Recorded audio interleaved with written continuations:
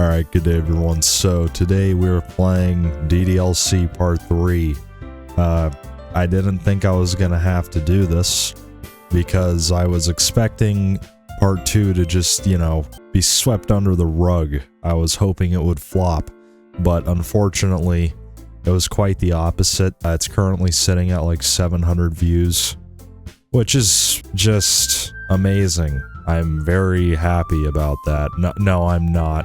I have to play this again. I mean, it got to a point where it was kind of scary at the end, but I think I'm only halfway through this, and I don't want to sit and read dialogue for 3 hours, but hey, here we are. I don't know if I'll finish it tonight. We'll see what happens. Basically, if my dumbass can remember what happened, one of the women got, she got game ended. She didn't get game ended, but she game ended herself in Minecraft, as we know. Anyways, here we are. If I complete this tonight, Axis Gmod can't harass me on a daily basis to play this. So, yeah, I don't know what this is. I don't know what this was before. It's just like random text. What happens if I click? Oh, okay. I don't remember this. I think I got to this point though, and then I clicked out, but okay, this is very eligible. I can read this 100%. This is like some, I don't even know. Got a division sign and just a bunch of yak. Literal Minecraft enchantment table language. Okay, here we are. Basically what I'm thinking is happening is the game is restarting now. Not too sure why, but hey, here we are. I see an annoying girl running toward me from the distance, waving her arms in the air like she's totally oblivious to any attention she might draw to herself. This is literally what the introduction was. Never mind. This is different. That girl is Suyab the First, or C-U-O-U. What the actual... How did they get the... What even are these? Are these real letters of any language? I don't know. My neighbor and good friend since we were children. Awesome. I too have a friend that's named that. It sounds like Elon Musk's kid. I don't remember what his name was, but it was some weird gibberish like that. Okay, let's just focus. Play the game. Stop going on tangents, alright? Never mind, I'm not gonna say that. You know what? The kind of friend you never see yourself making today. But it just kind of works out because you know each other for so long. We used to walk to school together on days like this, but starting around high school, she would oversleep more and more frequently and I would get tired of waiting up. But if she's gonna chase after me like this, I almost feel better off running away. However, I just sigh and idle in front of the crosswalk and let catch up to me. Oh, what the... What? What? Okay, the game's bugging out. This is what a Fent trip looks like. This is the last thing George Floyd's... Okay. It's an ordinary school day like any other. Mornings are usually the worst, being surrounded by couples and friend groups walking to school together. Meanwhile, I've always walked to school alone. That's based. I always tell myself it's about time I meet some girls or something like that. But I have no motivation to join any clubs. I'm perfectly content on just getting by on the average while spending my free time on games and anime. Loser! There's always the anime club, but it's not like there would be any girls in it anyway. Yeah.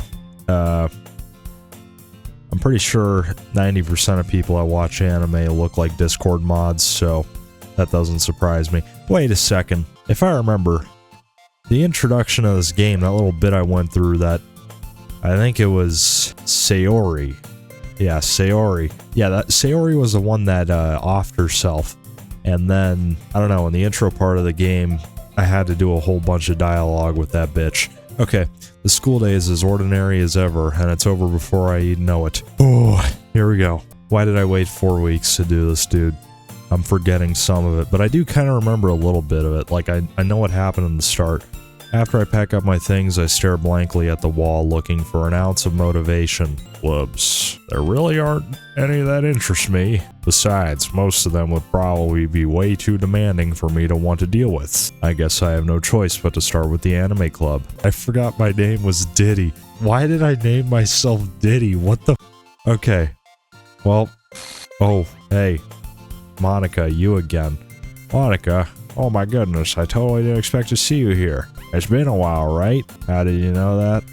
It has been a while. It's been 4 weeks. Yeah, it has. Monika smiles sweetly. How do you know I've been gone for a while? Or is this just like a coincidence? Okay, whatever. We do know each other well. We rarely talked, but we were in the same class last year. Monika was probably the most popular girl in the class. Smart, beautiful, athletic. Basically completely out of my league. So having her smile at me so genuinely feels a little... Oh, never goon. What did you come in here for anyway? Oh, I've just been looking for some supplies to use for my club. You know if there's any construction paper in here? I have no clue. Or markers?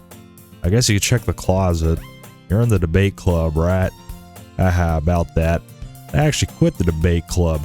Really, you quit? Yeah. To be honest, I can't stand all the politics around the major clubs. Well, I mean, if you're going into a debate club, you kind of gotta expect politics. I mean, what, you're gonna have, I don't know, Ben Shapiro in one corner, Destiny in the other one. Who's that one socialist piece of Hassan Piker? Yeah, that guy. I don't know. It's a debate club. What do you think? To be honest, I can't stand all the politics, blah, blah, blah. It feels like nothing but arguing about the budget and publicity and how to prepare for events. Yeah, wow, I couldn't expect that in a debate club. I'd much rather take something I personally enjoy and make something special out of it. In that case, what club did you decide to join? Actually, I'm starting a new one. Oh, okay, what the hell is... The game's starting to bug out. This is like a Fent trip. A literature club. Literature? That sounds kind of dull. Yeah, it kind of is, honestly. How many members do you have so far? It's kind of embarrassing, but there are only 3 of us so far. It's really hard to find new members for something that sounds so boring. Well, I can see that. But it's really not boring at all, you know? I'm gonna start using the spacebar to progress. You can either do the auto thing, left click, or spacebar. So, I'm putting my mouse right here. Literature can be anything. Reading, writing, poetry. I mean, one of my members even keeps her manga collection in the club room. I think I remember that. Wait, really? Yeah, it's funny, right? She always insists that manga is literature too. I literally don't know about manga. The only thing I know about is it's like Japanese version of like cartoons, like Captain Underpants or something. I don't know. Or comic books. I might be wrong, but I don't know. I mean, she's not wrong, I guess. And besides, a member's a member, right? Did Monika say she? Oh yeah, this guy gotta get surrounded by women. Hey Diddy, by any chance are you still looking for a club to join? I mean, I guess so, but in that case, is there any chance you could do me a big favor? I won't ask you to join, but if you could at the very least visit my club, it would make me really happy. Please? Well, I guess I have no reason to refuse. Besides, how could I ever refuse someone like Monika? Sure, I guess I could check it out. Awesome. You're really sweet, Diddy. You know that? It's nothing, really. Shall we go, then? I'll look for the materials another time. You're more important. That's Cap, P. Diddy, smoking on that Fent. Okay. Oh, here we go. We got a long ways to go. I think I've got another 4... Please don't tell me there's 4 hours. Please don't. Please don't tell me. Okay. Lock in. Lock in. Lock in. Okay, I'm sorry. I'm starting to have a mental breakdown, but here we are. And thus, today marks the day I sold my soul to Monika and her irresistible smile. I timidly follow Monika across the school and upstairs, a section of the school I rarely visit, being generally used for third-year classes and activities. Strange. Monika, full of energy, swings open the classroom door. I'm back. Whoa, what just happened right there? Okay. She's back, and I brought a guest with me. Whoa, what the hell? Okay, things are starting to really glitch out. A guest? Seriously? You brought a boy? Way to kill the atmosphere. Don't be mean, Natsuki. But anyways, welcome to the club, Diddy. All words escape me in the situation. This club is full of incredibly cute girls. He always said the line, that's crazy. So, let me guess. You're Monika's boyfriend, right? No. What? No, I'm not. Natsuki? The girl with the sour attitude, whose name is apparently Natsuki, is one I don't recognize. Am I really gonna have to play through all this over again? I mean, it's slightly different than the start from when I, first started the game, but I mean, if I have to go through all this mumbo jumbo, then I'm gonna be pissed, bro. Her small figure makes me think she's probably a first year. Anyway, this is Natsuki, energetic as usual. And this is Yuri, the vice president. Russian-ass name. Yuri Petrov. Sounds like some like KGB agent's name. It's nice to meet you. Yuri, who appears comparably more mature and timid, seems to have a hard time keeping up with someone like Natsuki. Yeah, it's nice to meet both of you. So I ran into Diddy in a classroom, and he decided to come check out the club. Isn't that great?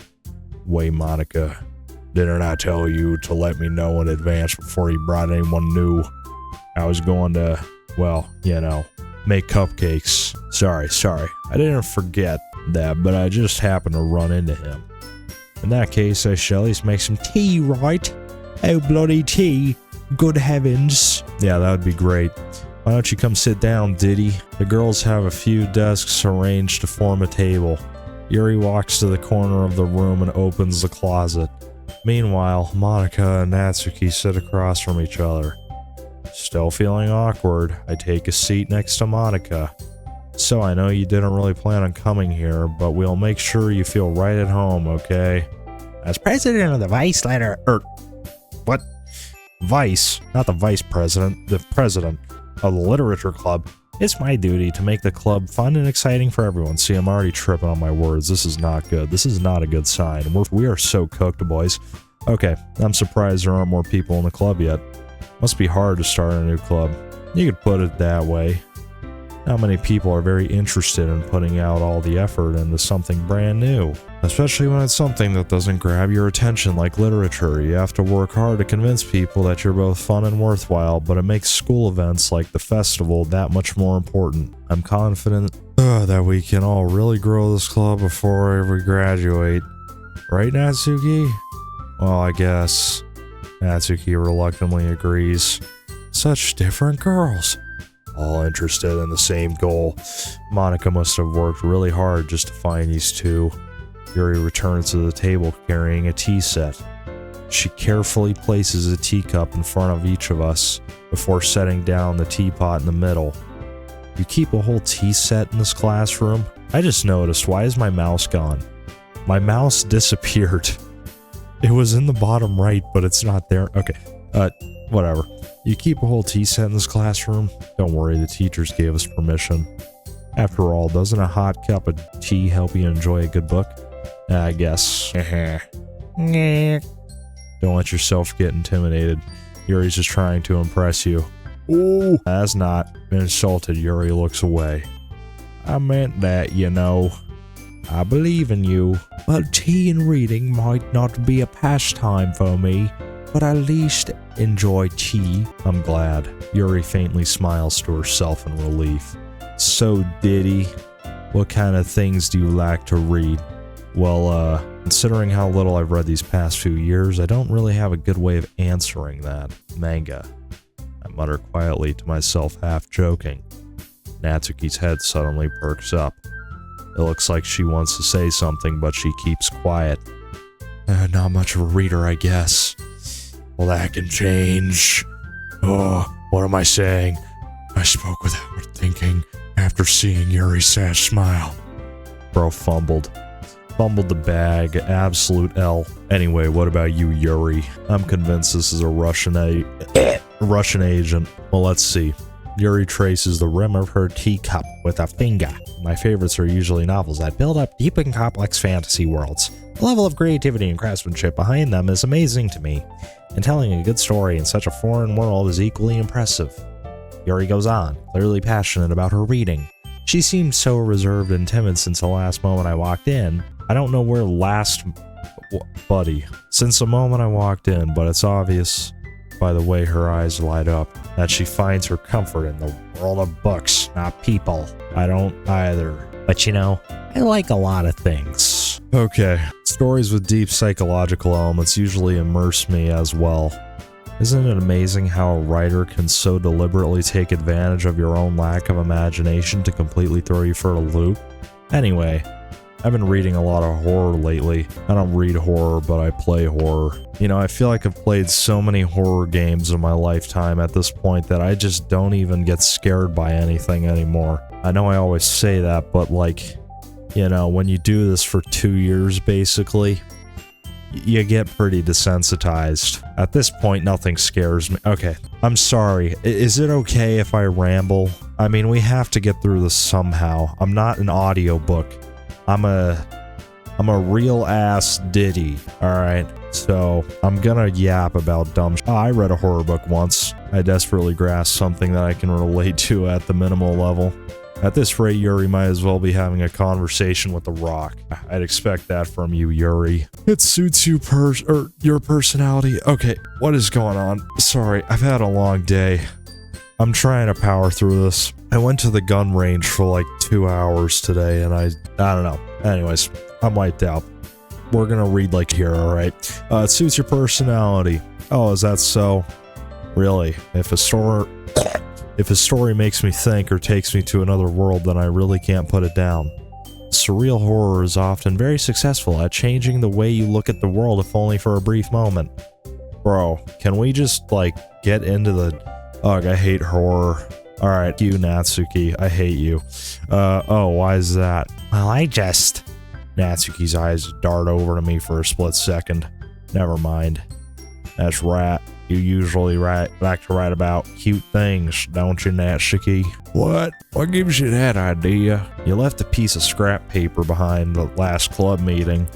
It looked like you were working on a poem called, don't say it out loud. It was called How the Government Hides 30 million pounds of cheese in caves. The government is hiding billions of pounds of cheese in hidden caves underneath the United States that it is selling off by manipulating our advertising and education systems to our detriment in order to turn a profit. You know, don't ask, just search up Wendigoon and you'll know what I'm talking about. Don't say it out loud and give that back. Fine. Natsuki, you write your own poems? Well, I guess sometimes. Why do you care? I think that's impressive. Why don't you share them sometime? No.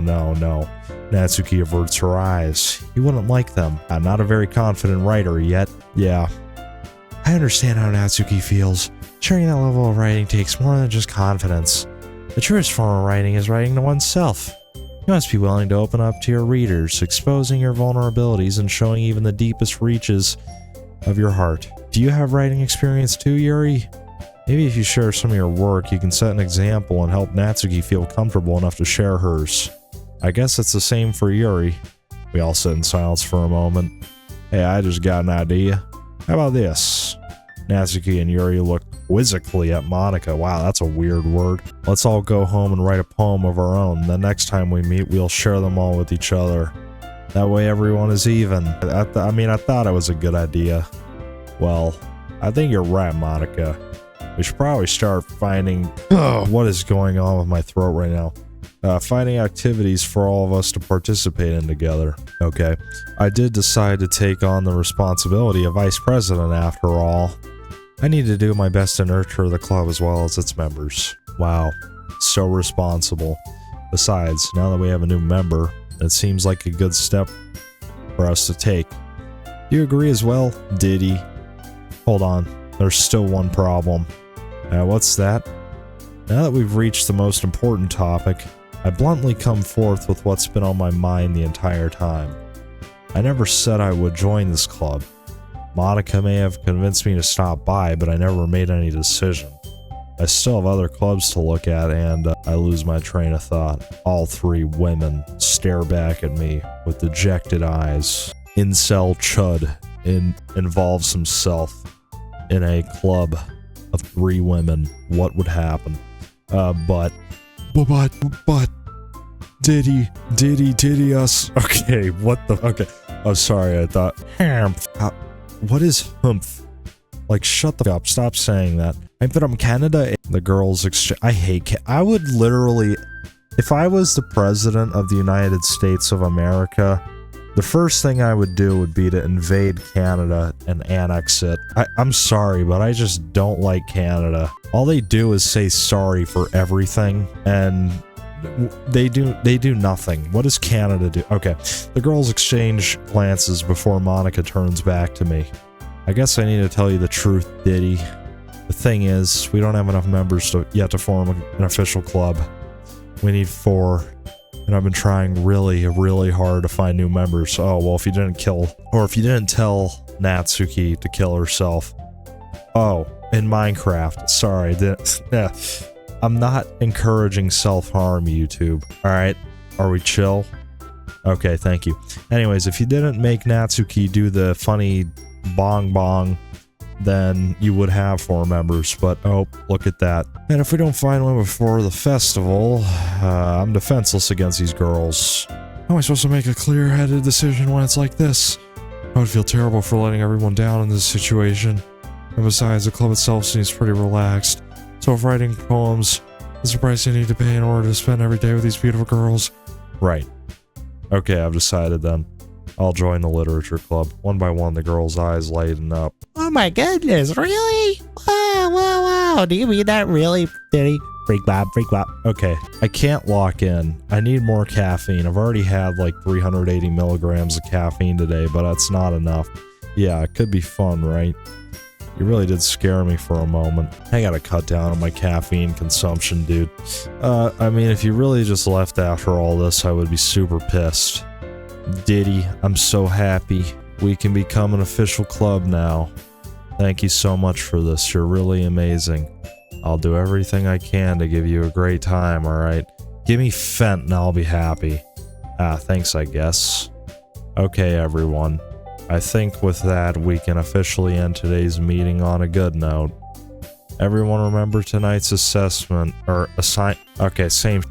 Write a poem to bring to the next meeting so we can all share. Monika looks over at me once more. Diddy, I look forward to seeing how you express yourself. Yeah. Can I really impress the class star Monika with my mediocre writing skills? I already feel the anxiety welling up inside of me. Meanwhile, the girls can continue to chit-chat as Yuri cleans up the tea set. I guess I'll be on my way then. Okay, I'll see you tomorrow then. I can't wait. With that, I depart the club room and make my way home. The whole way, my mind wanders back and forth between the 3 girls, Natsuki, Yuri, and of course, Monika. I'm really starting to have a rough time paying attention to this. My mind is just zipping all over the place. I would rather do anything else but this. And of course, Monika. Will I really be happy spending every day after school in a literature club? Perhaps I'll have the chance to grow closer to one of these girls. Alright, I'll just need to make the most of my circumstances, and I'm sure good fortune will find me. And I guess that starts with writing a poem tonight. Oh no, I gotta do this thing. You have unlocked a special poem. Would you like to read it? Oh yeah, why not? What the okay. A joke. A man walked into a club. In the club, there was a girl who liked him very much. They spent some time together, and then she liked him even more. One day, the girl realized she was in love with him.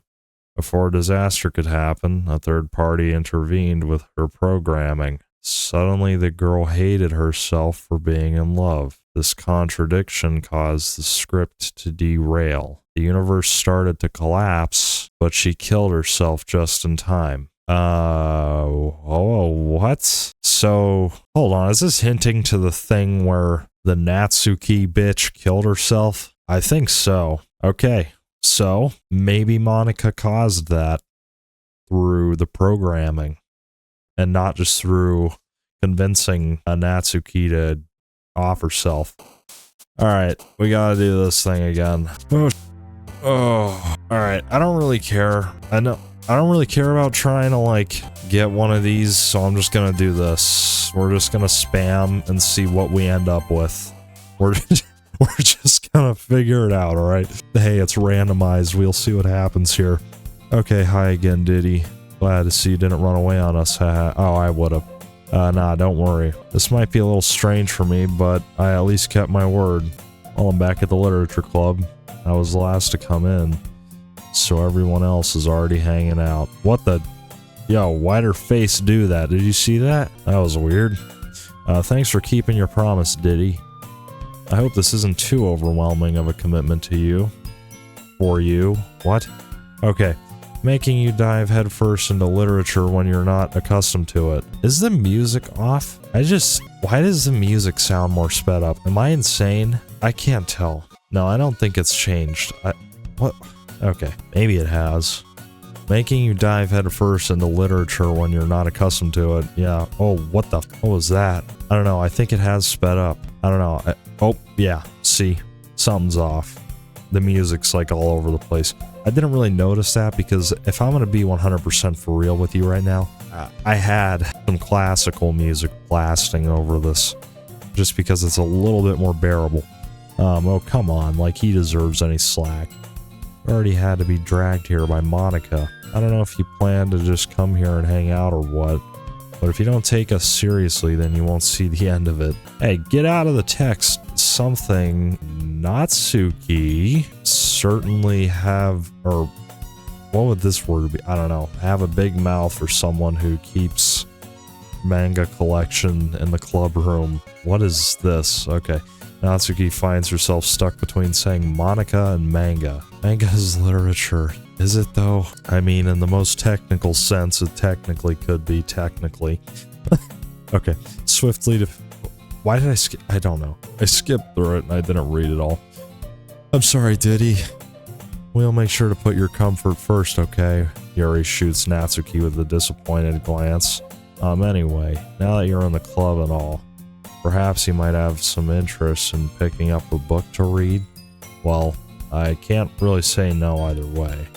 Like you said, I'm in this club now, so it only feels right for me to do something like that if you ask. I just noticed I'm at like an angle. Do you see this? Like my head is like curved off to an angle. This is off. Something weird is happening. Why didn't I know? Things are just happening and I'm not picking up on it because I'm just staring at the text box the whole time. Wait, I didn't mean it like that. If you don't really want to, then forget I said anything, I guess. I know it's not that, Yuri. I want to try and be part of this club. So even if I don't read often, I'd be happy to pick up a book if you wanted me to. Are you sure? I just felt like I was vice president and all. I should help you get started on something you might like. Yuri reaches into her bag and pulls out a book. I didn't want you to feel left out, so I picked out a book that I thought you might enjoy. It's a short read, so it should keep your attention even if you don't usually read. And we could, discuss it if you wanted. This is... Why is this girl accidentally being so cute? She even picked out a book she thinks I'll like despite me not reading much. Oh... This is rough. This is really rough. When is this scary crap gonna happen? I feel like this always happens, bro. I'm having to like replay the worst part of the game, basically. Yuri, thank you. I'll definitely read this. I enthusiastically take the book. You. Well, you can read it at your own pace. I look forward to hearing what you think. Now that everyone's settled in, I expect Monika to kick off some scheduled activities for the club. But that doesn't seem to be the case. Yuri's face is already buried in a book. I can't help but notice her intense expression like she was waiting for this chance. Oh, it turned back. We're not at an angle anymore. That's weird. Meanwhile, Natsuki is rummaging around in the closet. Okay. Arg. I hear Natsuki utter an exasperated sigh from within the closet. She seems to be annoyed by something. I approach her in case she needs a hand. Are we having to do this again? I do not want to do this again. Please don't tell me I gotta do this again. Okay. Lock in. You looking for something there? Monika. Microwave sound effects. She never puts my stuff back in the right spot. Okay, that was weird. What's the point in keeping your collection organized if someone else is gonna just mess it up? Natsuki slides a bunch of stacked books and boxes across the shelf. Manga. You read manga, right? Ah, sometimes. Manga's one of those things where you can't admit you're really into it until you figure out where the other person stands. How did you know anyway? I heard you bring it up at some point. Besides, it's kind of written on your face. What's that supposed to mean? I see. There's a lone volume of manga amidst a stack of various books on the side of one of the shelves. Curious, I pull it out of the stack.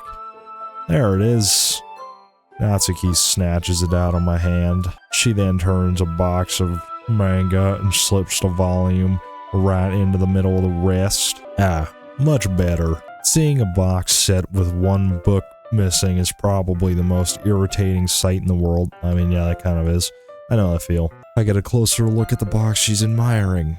Our Fate Girls? It's a series I've never heard of in my life. That probably means it's either way out of my demographic, or it's simply terrible. If you're gonna judge, you can go do it through the glass on that door. What? She points to the classroom door. Hey, I wasn't judging anything, man. I didn't even say anything. It was the tone of your voice. But I'll tell you one thing, Diddy. Consider your— oh, don't judge a book. Okay, I won't. KKK? What? Oh no. Fuck you, KKK, racist ass. In fact, Natsuki pulls out the first volume of Parfait Girls from the box. I'm gonna show you exactly why. She shoves the book right into my hands. I stare at the cover. It features 4 girls in colorful attire striking animated feminine poses. It's exceedingly mo. I'm gonna be honest, I don't know what mo means. Am I illiterate? I probably am. There would be a good chance, I wouldn't be surprised. Do I gotta search this shit up? Are you kidding me? Alright, well, I gotta search it up. Although, probably gonna have to pull my phone out for this one. Okay, mo. In the context of Japanese popular culture, the quality in a fictional female character of being youthfully innocent and vulnerable in an idealized way, perceived as eliciting feelings of affection or protectiveness. Okay, well that makes sense why I don't know what that means. I do not understand, but okay. Bit strange. Don't just stand there. Ooh. Natsuki grabs my arms and pulls me out of the closet. She then takes a seat against the wall beneath the windowsills. She pats on the ground next to her, signaling me to sit there. Wouldn't chairs be more comfortable? I take my seat. Chairs wouldn't work. Oh, you dumbass. We can't read at the same time like that. Yeah, why is that? Yeah, I guess it's easier to just be close together like this. Oh, don't just say that. Don't make me feel weird about it. Yeah, you should feel weird about it, you freak. Natsuki crosses her arms and scooches an inch away from me. Wow, I'm already— can someone get me some, like, adrenaline? No, not adrenaline. Some ADHD medication. Okay, alright. Sorry. I didn't exactly expect to be sitting this close to her either. Not that I can say it's a particularly bad thing. Okay, this guy's a gooner. I open the book. It's only a few seconds before Natsuki once again inches closer, reclaiming the additional space while she hopes I won't notice. I can feel her peering over my shoulder, much more eager to begin reading than I am. Wow, how long has it been since I read the beginning? You don't go back and flip through the older volumes every now and then? Not really.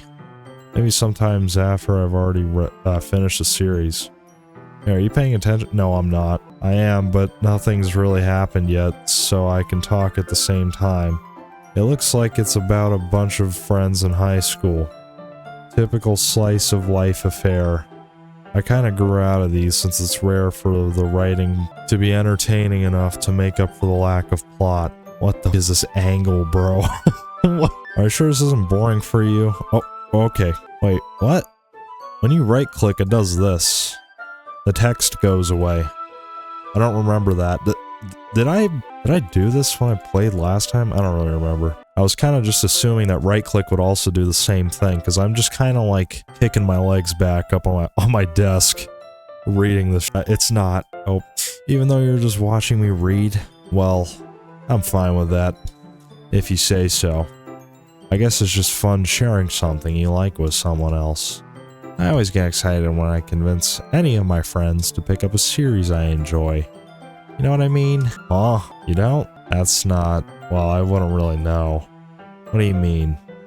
Why don't you share your manga with your friends? Did you not rub it in? You shut up, man. Jeez.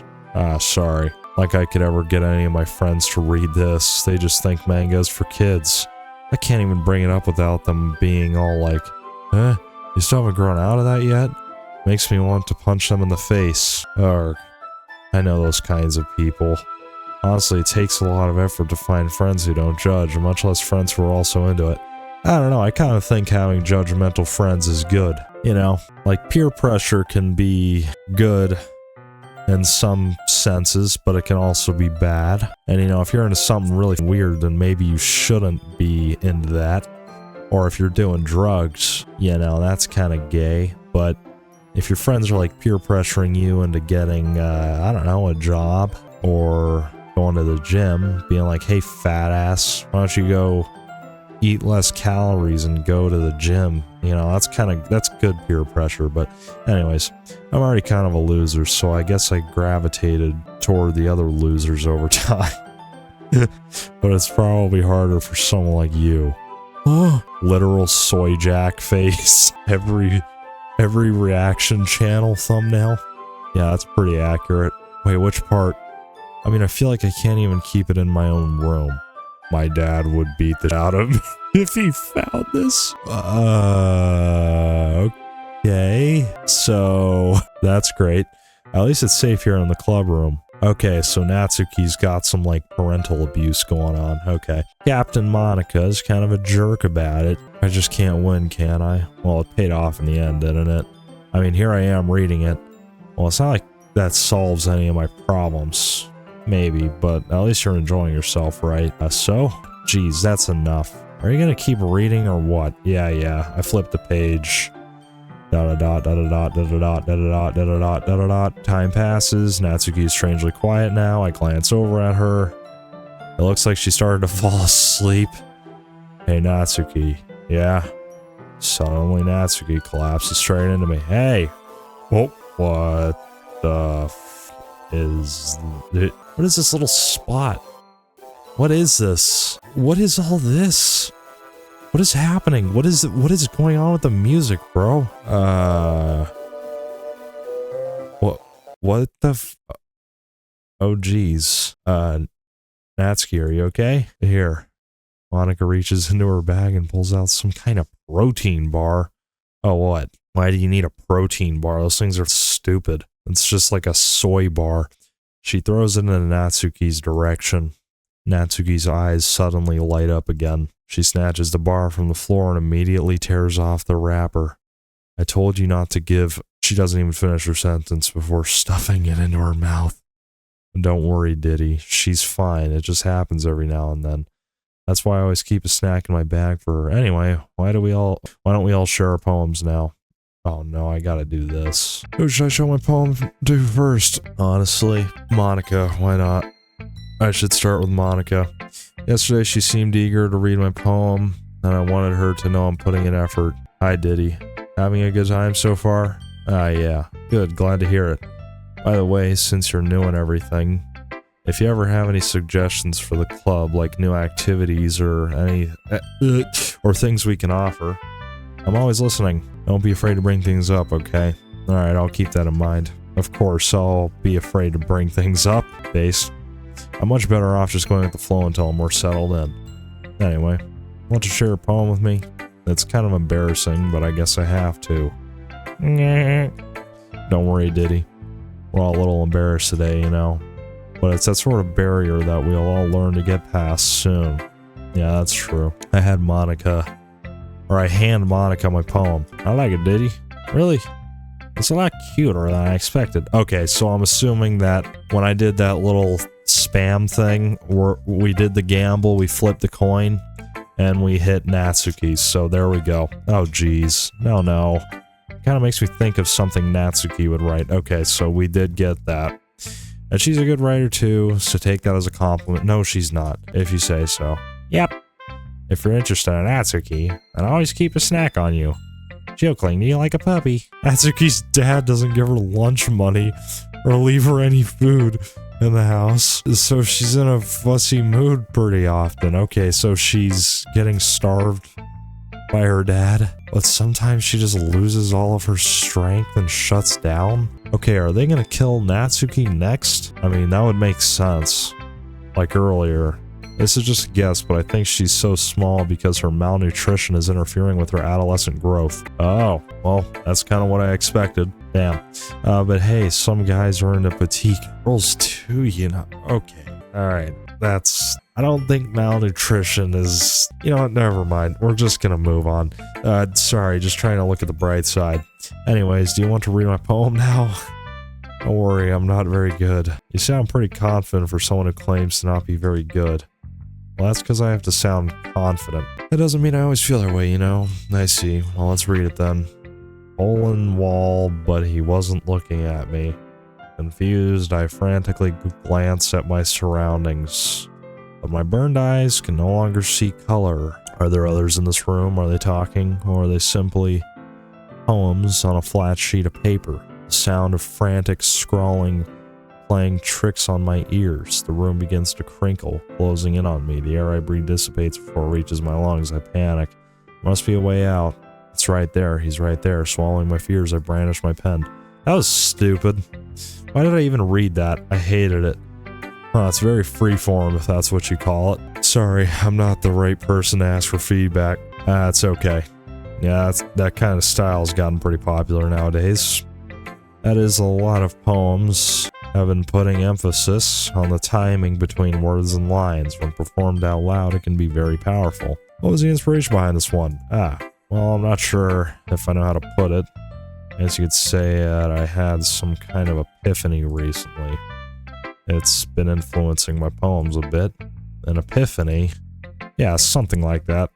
I'm kind of nervous to talk about deep stuff like that because it's kind of coming out strongly. Maybe after everyone is better friends with each other. Anyway, here's Monika's writing tip of the day. Sometimes when you're writing a poem or a story your brain gets too fixated on at a specific point, if you try so hard to make it perfect, then you'll never make any progress. Sounds why I never stream is because I'm waiting for when I am able to do it the best I can. Okay. Anyway, just force yourself to get something down on paper and tidy it up later. Another way to think about it is this. If you keep your pen in the same spot for too long, you'll just get a big dark puddle of ink. Wisdom from Monika. So just move your hand and go with the flow. That's my advice for today. Thanks for listening. Who should I show my poem to next? Yuri, because she's not gonna like it. ... Yuri stares at the poem. A minute passes, more than enough time for her to finish reading. Oh, sorry. I forgot to start speaking. It's fine, don't force yourself. I'm not, I just need to put my thoughts into words. Hold on. Okay. This is your first time writing a poem, right? Yeah. Why do you ask? I'm just making sure, I guess, that it might be after reading through it. So it's that bad? No. Did I just raise my voice? I'm sorry. Yuri buries her face in her hands. She's not doing that, but okay. I couldn't help but notice that it's been several minutes and we really haven't got anywhere. It might take Yuri a while to get used to new people. It's fine, I really didn't notice. What were you saying? Right, it's just that there are specific writing habits that are usually typical of new writers. And having been through that myself, I kind of learned to pick up on them. I think the most noticeable thing I recognize in new writers is that they try to make their style very deliberate. In other words, they tend to pick a writing style separate from the topic matter, and they form-fit the two together. The end result is that both the style and the expressiveness are weakened. Once Yuri finds her train of thought, it's as if her demeanor totally changes. Her stammering is completely gone and she sounds like an expert. Of course, that's not something you can be blamed for. There are so many different skills and techniques that go into writing even a simple poem. Not just finding them and building them, but getting them to work together is probably the most challenging part. It might take you some time, but it all comes with practice, and learning by example, and trying new things. I also hope that everyone else in the club gives you valuable feedback. Natsuki can be a little bit biased, though. Biased? How? Well, never mind. I shouldn't be talking about people like that. Yeah, stop the gossip, Yuri. Oh, sorry. It's it's fine. I'm not sure if Yuri is apologizing to herself, to me, or to Natsuki. You mind if I read your poem now? Please do. I'd love to share my thought process behind it. Yuri smiles dreamily, as if that's a rare opportunity for her, which itself is kind of funny. After all, isn't this supposed to be a literature club? Ghost under the light. The tendrils of my hair illuminate beneath the amber glow. Bathing. It must be this one. The last remaining streetlight to have withstood the test of time. The last yet to be replaced by a sickening blue-green hue of the future. I bathe. Calm, breathing air of the present but living in the past. The light flickers. I flicker back. Wow, so deep. I'm sorry I have such terrible handwriting. Mine looks like Minecraft enchantment table language, so that really wasn't that bad, but okay. What? I wasn't thinking that at all. But it took you a long time to read, yeah, because I suck at reading fast, alright. Half the time I say words that aren't even on the thing. The text box, you know? Well, I just don't read script very often. That too. I actually think your handwriting's pretty. That's a relief. Also, I like the poem. Even though it's short, it was really descriptive. It wasn't too short. I usually write longer poems. Not at all. I'm really glad you like it. I'll be honest. Since it's our first time sharing, I wanted to write something a little more mild. Something easy to digest, I suppose. Are you in a ghost, Yuri? Actually, the story isn't about a ghost at all. Did he? Really? I must have totally missed the point. Well, I suppose you did only glance over it after all, but remember the poets often express their own thoughts, feelings, and experiences in their work. Okay, I thought she was gonna shut the f up after I show her the paper, but no, she's going on a tangent. And I hate it. I'm supposed to be the one that goes on tangents, not Yuri. They usually do more than tell a simple story or paint picture. In this case, perhaps the subject of the poem is only being symbolically compared to a ghost. Lingering in her last remaining place of comfort, unable to let go of the past, and soon to be left with nothing. That's a lot more solemn putting it that way. I hadn't even thought of that. That's impressive. It's nothing, really. Well, it makes me happy to think. I didn't read the rest of that. Just remember that it wouldn't be long before you pick up on these things too. Yeah, maybe you're right. I guess I'll have to keep trying. I'm counting on you. Okay, Natsuki. Here we go. ... Okay, well, let's start with the things I don't like. First of all, Natsuki rereads my poem. Never mind. I don't feel like giving you my opinion. Well, then what's the point of sharing in the first place? I wrote this when I could have been doing other things. In fact, I remember how I said I wanted to read your poems. That's what I had in mind when writing this. I wanted to help you feel comfortable enough to share yours, like Monika said. Well, I would be more comfortable sharing my poem if yours was really bad. You were supposed to show me some dumb poem and make me go, well, it's not that great, but let me show you what real literature looks like. And you went and ruined it. I hope you're happy. So in other words, you're saying you liked it? Irk. Natsuki's retort gets caught in her throat. Or so. You don't understand anything, do you? I already told you that you don't have to go announcing it to the world like you're all self-important. Pretty sure you never actually said that. I say that mostly to myself. Natsuki must really hate me or something. I can't figure out if it's a win or a loss that she liked my poem. In any case, you still need to show me yours, right? Grr. Fine, I guess. Only because Monika will make me if I don't. Eagles can fly, monkeys can climb, crickets can leap, horses can race, owls can seek, cheetahs can run, eagles can fly, people can try, but that's about it. I feel like I remember that. Yeah. I told you that you weren't gonna like it. I like it. What? Just be honest. I am. Why are you so convinced that I wouldn't like it? Well, because everyone in high school thinks that writing has to be all sophisticated and stuff, so people don't even take my writing seriously. But isn't the point of poems for people to express themselves? Your writing style wouldn't make your message any less valid. Yes, exactly. I like when it's easy to read, but it hits you hard. That did not hit me hard at all. That was just absolute garbage. Like in this poem, seeing everyone around you doing great things can be really disheartening. So I decided to write about it. Yeah, I understand. But the other nice thing about simple writing is that it puts more weight on the wordplay. Like I set up for a rhyme at the end, but then made it fall flat on purpose. It helps bring out the feeling in the last line. So you did. I guess more went into it than I realized. That's what it means to be a pro. I'm glad you learned something. Didn't expect that from the youngest one here, did you? Yeah, guess not. I decided to humor with that last comment. I don't really care how old everyone is, but if Natsuki's feeling proud, then I won't take that away from her. You should, but... wow. You. I guess it's everyone. I glance around the room. That was a little more stressful than I anticipated. It's as if everyone is judging me for my mediocre writing abilities. Even if they're just being nice, there's no way my poems can stand up to theirs. This is a literature club at all. I sigh. I guess that's what I ended up getting myself into. Across the room, Monika is writing something in her notebook. My eyes land on Yuri and Natsuki. They gingerly exchange sheets of paper, sharing their respective poems. As they read in tandem, I watch each of their expressions change.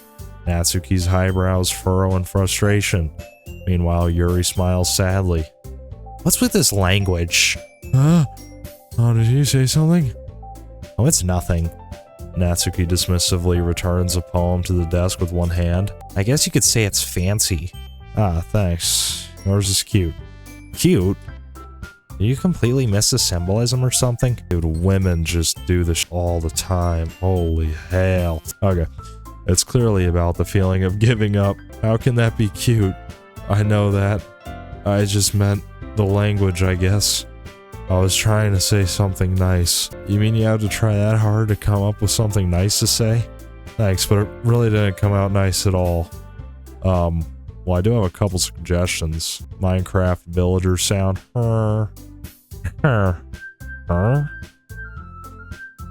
Okay. If I was looking for suggestions, I would have asked someone who actually liked it, which people did, by the way. Monika liked it, and Diddy did too. So based on that, I'll gladly give you some suggestions of my own. First of all, excuse me. I appreciate the offer, but I've spent a long time establishing my writing style. I don't expect it to change anytime soon, unless of course I come across something particularly inspiring, which I haven't yet. Whoa, don't say it, you're gonna get cancelled. And Diddy liked my poem too, you know? He even told me he was impressed by it. Natsuki suddenly? What the okay. Natsuki suddenly stands up. Oh, I didn't realize you're so invested in trying to impress our new member, Yuri. That's not what Yuri stands up as well.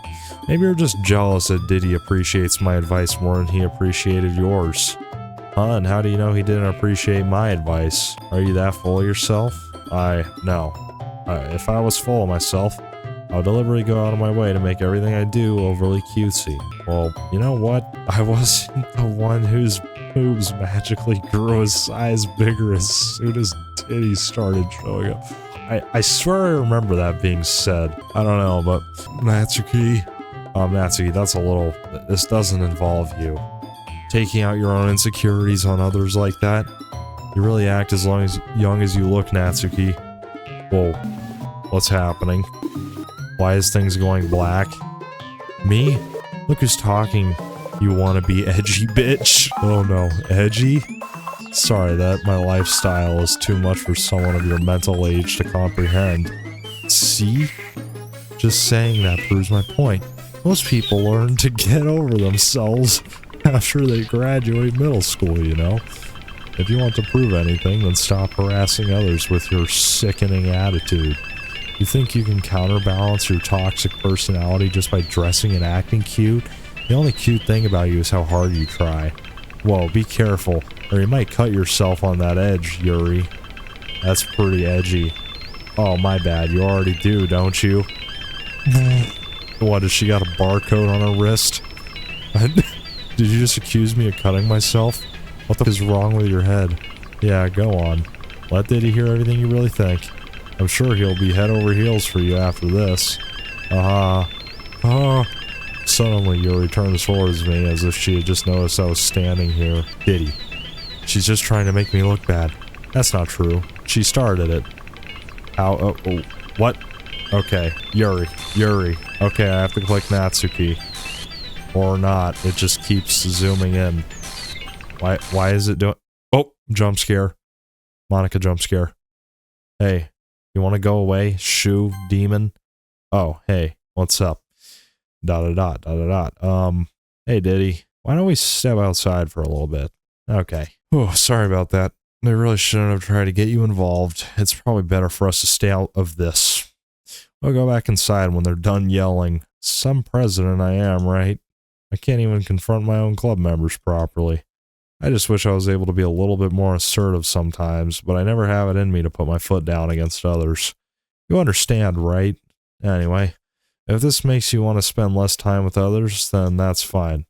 I'd be happy to spend time with you instead. Suddenly, Natsuki runs out of the classroom. Oh boy, that dumb bitch crying. She quickly runs away. Oh dear. Well, looks like they're done. I didn't mean it. Yuri is rocking back and forth in her desk with her palms on her forehead. Yuri? I didn't mean it. I believe you. I have no idea what Yuri might have said to Natsuki. Or did he?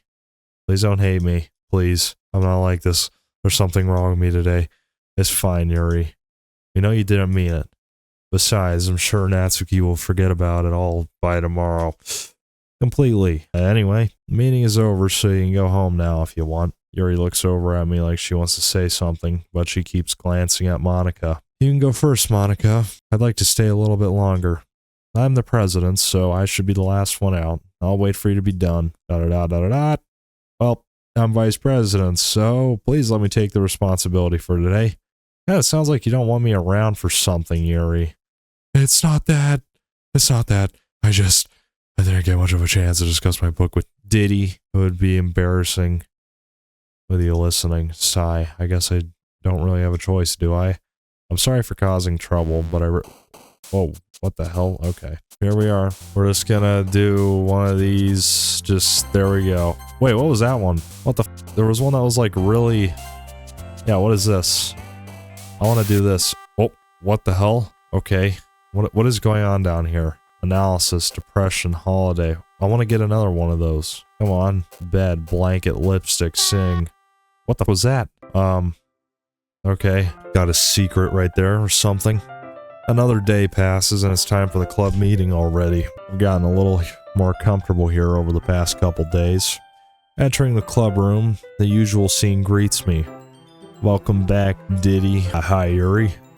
I'm not sure if it's me or if it's Yuri's expression, but the weight of yesterday's quarrels still hangs in the air a little. Yuri glances over her shoulder looking around the room. Natsuki is reading manga at a desk, and surprisingly, Monika isn't here yet.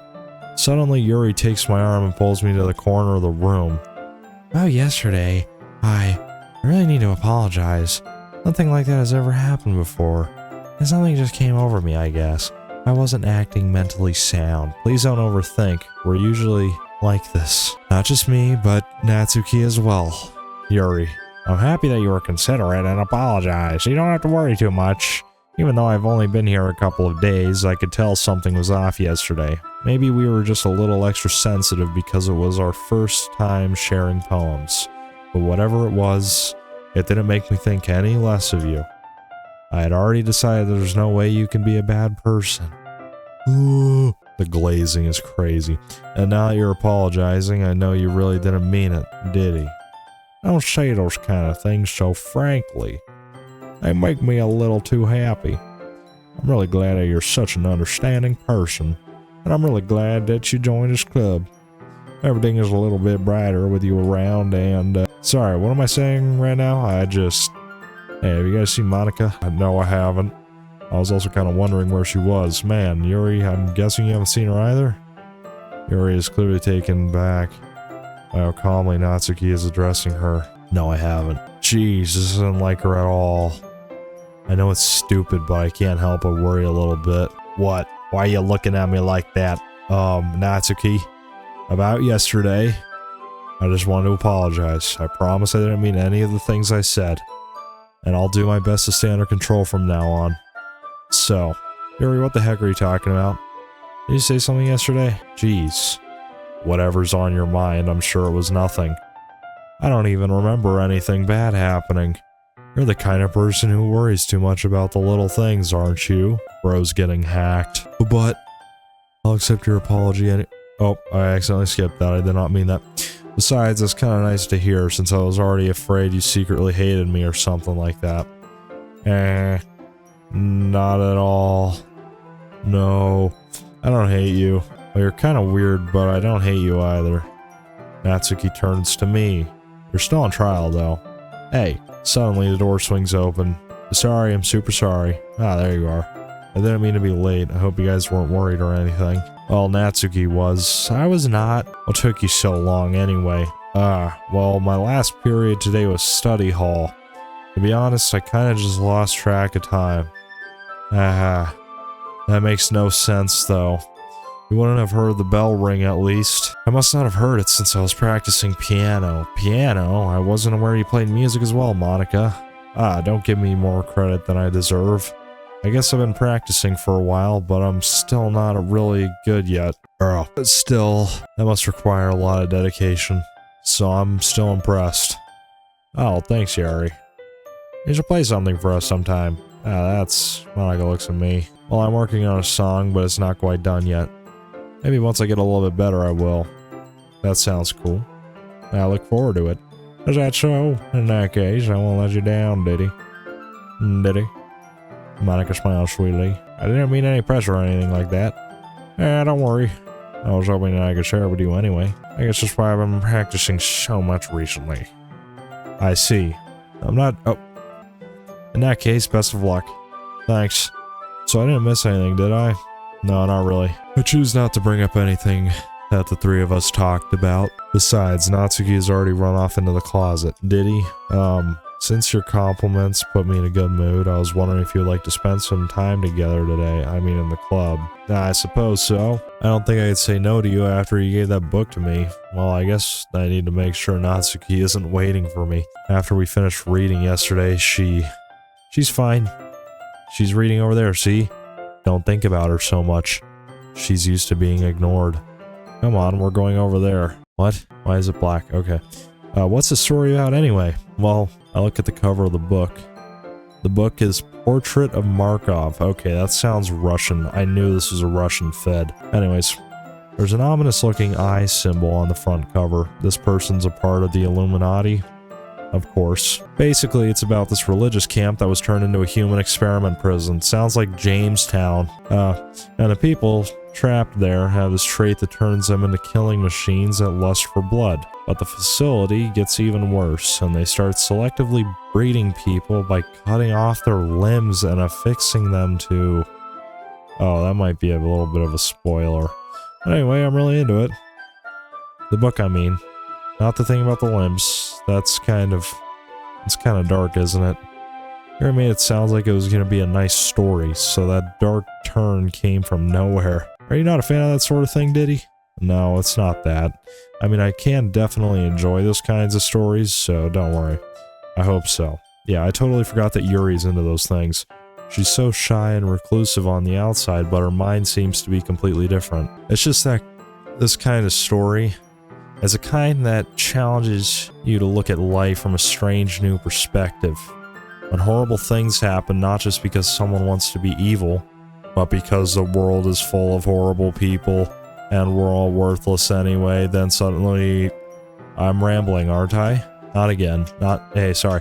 I haven't lost interest or anything. Well, I guess it's alright then, but I feel like I should let you know that I have this poem. When I let things like books and writing fill my thoughts... Oh, what was that? I kind of forgot to pay attention to other people. So I'm sorry if I end up saying something strange, and please stop me if I start talking too much. I really don't think you need to worry. That just means you're passionate about reading. The least I can do is listen. It's a literature club after all. That's true. In fact, I might as well get started reading it, right? Yes. Whoa, whoa, what the hell happened there? Okay, things are happening, hopefully. I mean, you don't have to, but what are you saying?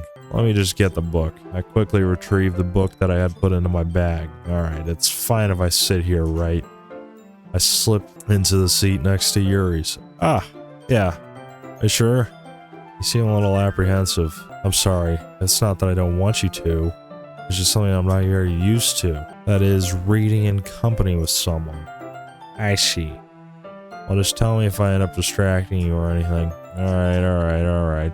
I open the book and start the prologue. I soon understand what Yuri means about reading in company. It's as if I can feel her presence over my shoulder as I read. It's not a particularly bad thing. Maybe a little distracting, but the feeling is somewhat comforting. Yuri is in the corner of my eye. I realize that she's not actually looking at her own book. I glance over. It looks like she's reading from my book instead. Sorry. What was that? I wish I could read that, bro. Whatever. Yuri, you really apologize a lot, don't you? I do? I don't really mean to. Sorry. I mean, here. This should work, right? I slide my desk up until it's up against Yuri's, then hold my book more between the two of them. I suppose so. Yuri timidly closes her own copy. Once we each lean in a little bit, shoulders are almost touching. It feels like my left arm is in the way, so instead I use my right hand to hold the book open. Damn, I need a sip of water, bro. I just noticed it's been an hour and a half and like nothing has happened. Oh boy, this is rough. This is really rough. I guess that makes it kind of difficult to turn the page. Here, Yuri takes her left arm and holds the left side of the book between her thumb and her forefinger. Got a new angle here. Wow. I do the same with my right arm on the right side of the book. The way I turn a page and Yuri slides it under her thumb after it flips to her side. But in holding it like this, we're huddled even closer than together before. It's actually kind of distracting me. It's as if I can feel the warmth of Yuri's face and she's in the corner of my vision. Are you ready? Turn the page? Sorry. I think I got a bit distracted for a second. Glance over at Yuri's face again. Alright, mate. I don't know if I'll be able to come Joe Biden moment. Okay. I don't know how I'll be able to keep up with her. That's okay. You're not used to reading, right? No. I don't mind being patient if it takes you a bit longer. It's probably the least I can do, since you've been so patient with me. Yeah. Thanks. I continue reading. Yuri no longer asks me if I'm ready to turn the page. Instead, I just assume that she finishes the page before me, so I turn it by my own volition. We continue the first chapter in silence. Even so, turning each page almost feels like an intimate exchange. My thumb gently letting go of the page, letting it flutter over to her side as she catches it under her own thumb. Hey Yuri, this might be a silly thought, but the main character kind of reminds me of you a little bit. Oh, we got the psycho bitch stare going on. Yeah, that's true. No, I don't relate to this character at all, definitely not. Really? I was just thinking the way she second-guessed things. She says and all that. That's what you were talking about. Sorry. I thought you meant something else about her. Something else? Never mind. Didn't even get that far yet, so I don't know why that came into my head. Yuri, are you feeling alright? Yuri's been a little fidgety ever since we started reading. You can rest if you're feeling sick or something. Your breathing is a little... My breathing? Yuri puts her hand on her chest as if to feel her heartbeat. Holy, I keep tripping up. I didn't even notice. Anyway, I'm fine. I just need some water. Alright, don't push yourself. Psycho bitch, bro. Yuri stands up and practically rushes out of the classroom. What on earth was that about? Did he? Did something just happen now? I have no idea. Yuri's acting a little strange, I guess. So you don't know anything? Sorry, can't say I do. Are you worried about her? Oh no, not really. I was just making sure you didn't do anything to her. No, nothing. Don't worry, I believe you, silly. Yuri just does this sometimes, it's not alarming. Alright, if you say so. Anyway, why don't we start with sharing our poems with each other? Shouldn't we wait for Yuri? Well, she might be a while, so I just figured we'd get started without her. Is that okay? Yeah, I was just asking. I stand up. I make a mental note of where I left off in the book, then I slip it back into my bag. Okay. Who should I show my poem to first? Oh, yeah, Yuri's not here. Okay, Monika. Hi again, Diddy. How's the writing going? Alright, I guess. I'll take that. As long as it's not going bad, I'm happy that you're applying yourself. Maybe soon you can come up with a masterpiece. I want to count on that. You never know. Want to share what you wrote for today? Sure, here you go. I give my poem to Monika. Alright. Great job, Diddy. I was going ooh in my head while writing it, or reading it. What? It's really metaphorical. I'm not sure why, but I didn't expect you to go for something so deep. I guess I underestimated you. It's easiest for me to keep everyone's expectations low. Alright, I'm assuming it's probably Yuri core. Probably. That way it also counts when I put some effort in or something, I don't know. That's not very fair. Well, I guess it worked anyway. You know that Yuri likes this kind of writing, right? Writing that's full of imagery and symbolism. Sometimes I feel like Yuri's mind is just totally detached from reality. That's what I feel like right now. I don't mean that like it's a bad thing though, but sometimes I get the impression that she's totally given up on people. She spends so much time in her own head that it's probably a much more interesting place for her based. But that's why she gets so happy when you treat her with a lot of kindness. I don't think she's used to being indulged like that. She must be really starved for social interaction, so don't blame her for coming on a little strongly, like earlier. I think if she gets too stimulated, she ends up withdrawing and looking for alone time. Suddenly the door opens. Yuri, I'm back. Did I miss anything? Not really. Well, we all started sharing our poems with each other. Already? I'm sorry for being late. No need to apologize. We still have plenty of time, so I'm more glad you took all the time you needed. Alright, thanks Monika. I suppose I should go get my poem now. But anyway, you want to read my poem now? I like the way this one turned out, so I hope you do too. Save me, the colors, they won't. Bright, beautiful colors, flashing something, cacophony of meaningless noise, the noise that won't stop, schizo, like playing a knife on a breathing rib cage. Sine, cosine, tangent? What the okay. Oh. Hey, what the? Sorry, I know it's kind of abstract. I mean, 90% of the scary things that have happened in this part of the game is just like camera glitches. It's really not that creepy. Guys, it's scary. This is a scary game, I promise. Okay, sure. I'm just trying to, well, never mind. There's no point explaining. Anyway, here's Monika's writing tip of the day. Sometimes you'll find yourself facing a difficult decision. When that happens, don't forget to save your game. You never know when who am I talking to? Can you hear me? Tell me you can hear me. Yes, I can hear you. Hello, hi. Anything? Please help me. Okay, that's my advice for today.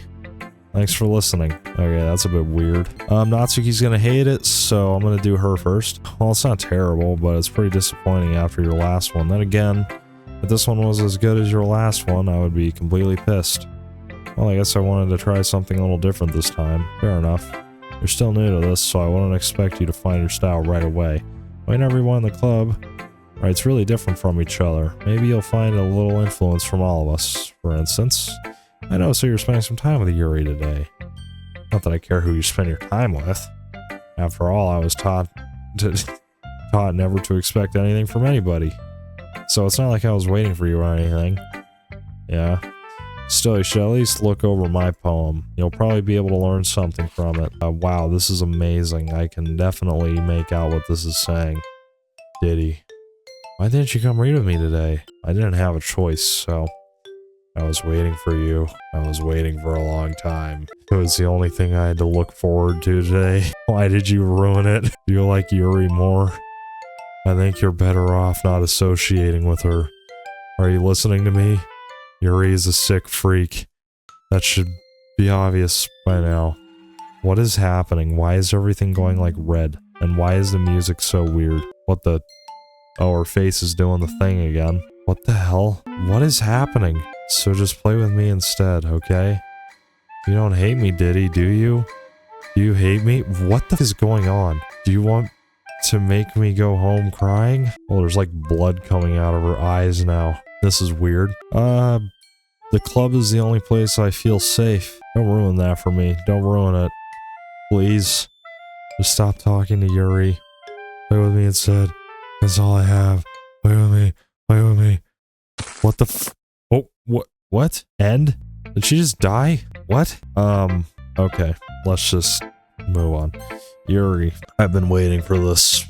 Let's see what you've written for today. Yuri takes a smile. Okay, what was that? Okay, I think I'm insane. Yuri smiles and takes a deep breath. I like just holding it. What? I mean, the poem turned out good. It's, well, there are some things that you could work on, but it doesn't really matter. Feels like anything written by you is a treasure. Okay, what the weird ass. Okay, can we just end this already? That came out a little awkward. Well, let's move on. Here's a poem I wrote. You don't have to like it or anything. Oh my, I'm not reading all this. I'm sorry. This is just, this is way too much. Wow, sorry for that burp. Okay, we're not gonna read all this, or am I? I don't know. Okay, bye. It doesn't really matter what it's about. My mind has been a little hyperactive lately, so I had to take it out on your pen. What? Okay, that is, a pen fell out from your backpack yesterday, so I took it home for safekeeping, and I just really like the way that it writes. Okay, this bitch is weird. So I wrote this poem with it, and now you're touching it? Okay, I'm very uncomfortable. I'm okay. What did I just... Can we pretend this conversation never happened? You can keep the poem, though. You've unlocked a special poem. Would you like to read it? Yeah. A dream. I was staying over at my friend's place. There were 4 of us. I drifted off to sleep while everyone was talking and watching TV. In my dream, I was still at my friend's house. The only difference was that there were nails sticking out of the walls everywhere, and there was also someone I didn't recognize. The person I didn't recognize told a joke, and everyone laughed. I woke up to the sound of everyone laughing at something that happened on the TV. So the laughing was not part of the dream, it was a noise that woke me up. I wonder who that person was and how they knew to tell a joke at that moment. What? Okay, that makes no... What the f is this? Oh, look. I wonder who that is on my mouse. Reminds me of Sayori. What is this reverb-ass music now? And why is everything red? Oh, what is this? Okay, everyone. We're all done reading each other's poems, right? We have something we need to go over today, so if everyone could come sit in the front of the room. Is this about the festival? Well, sort of. Oh, do we really have to do something for this festival? It's not like we can put together anything good in just a few days. Or what is going on here? What is these sounds? It's disgusting. Okay, we'll just end up embarrassing ourselves instead of getting any new members. That's a concern of mine as well. Oh, hello? What? Oh, okay. We're back. Alright.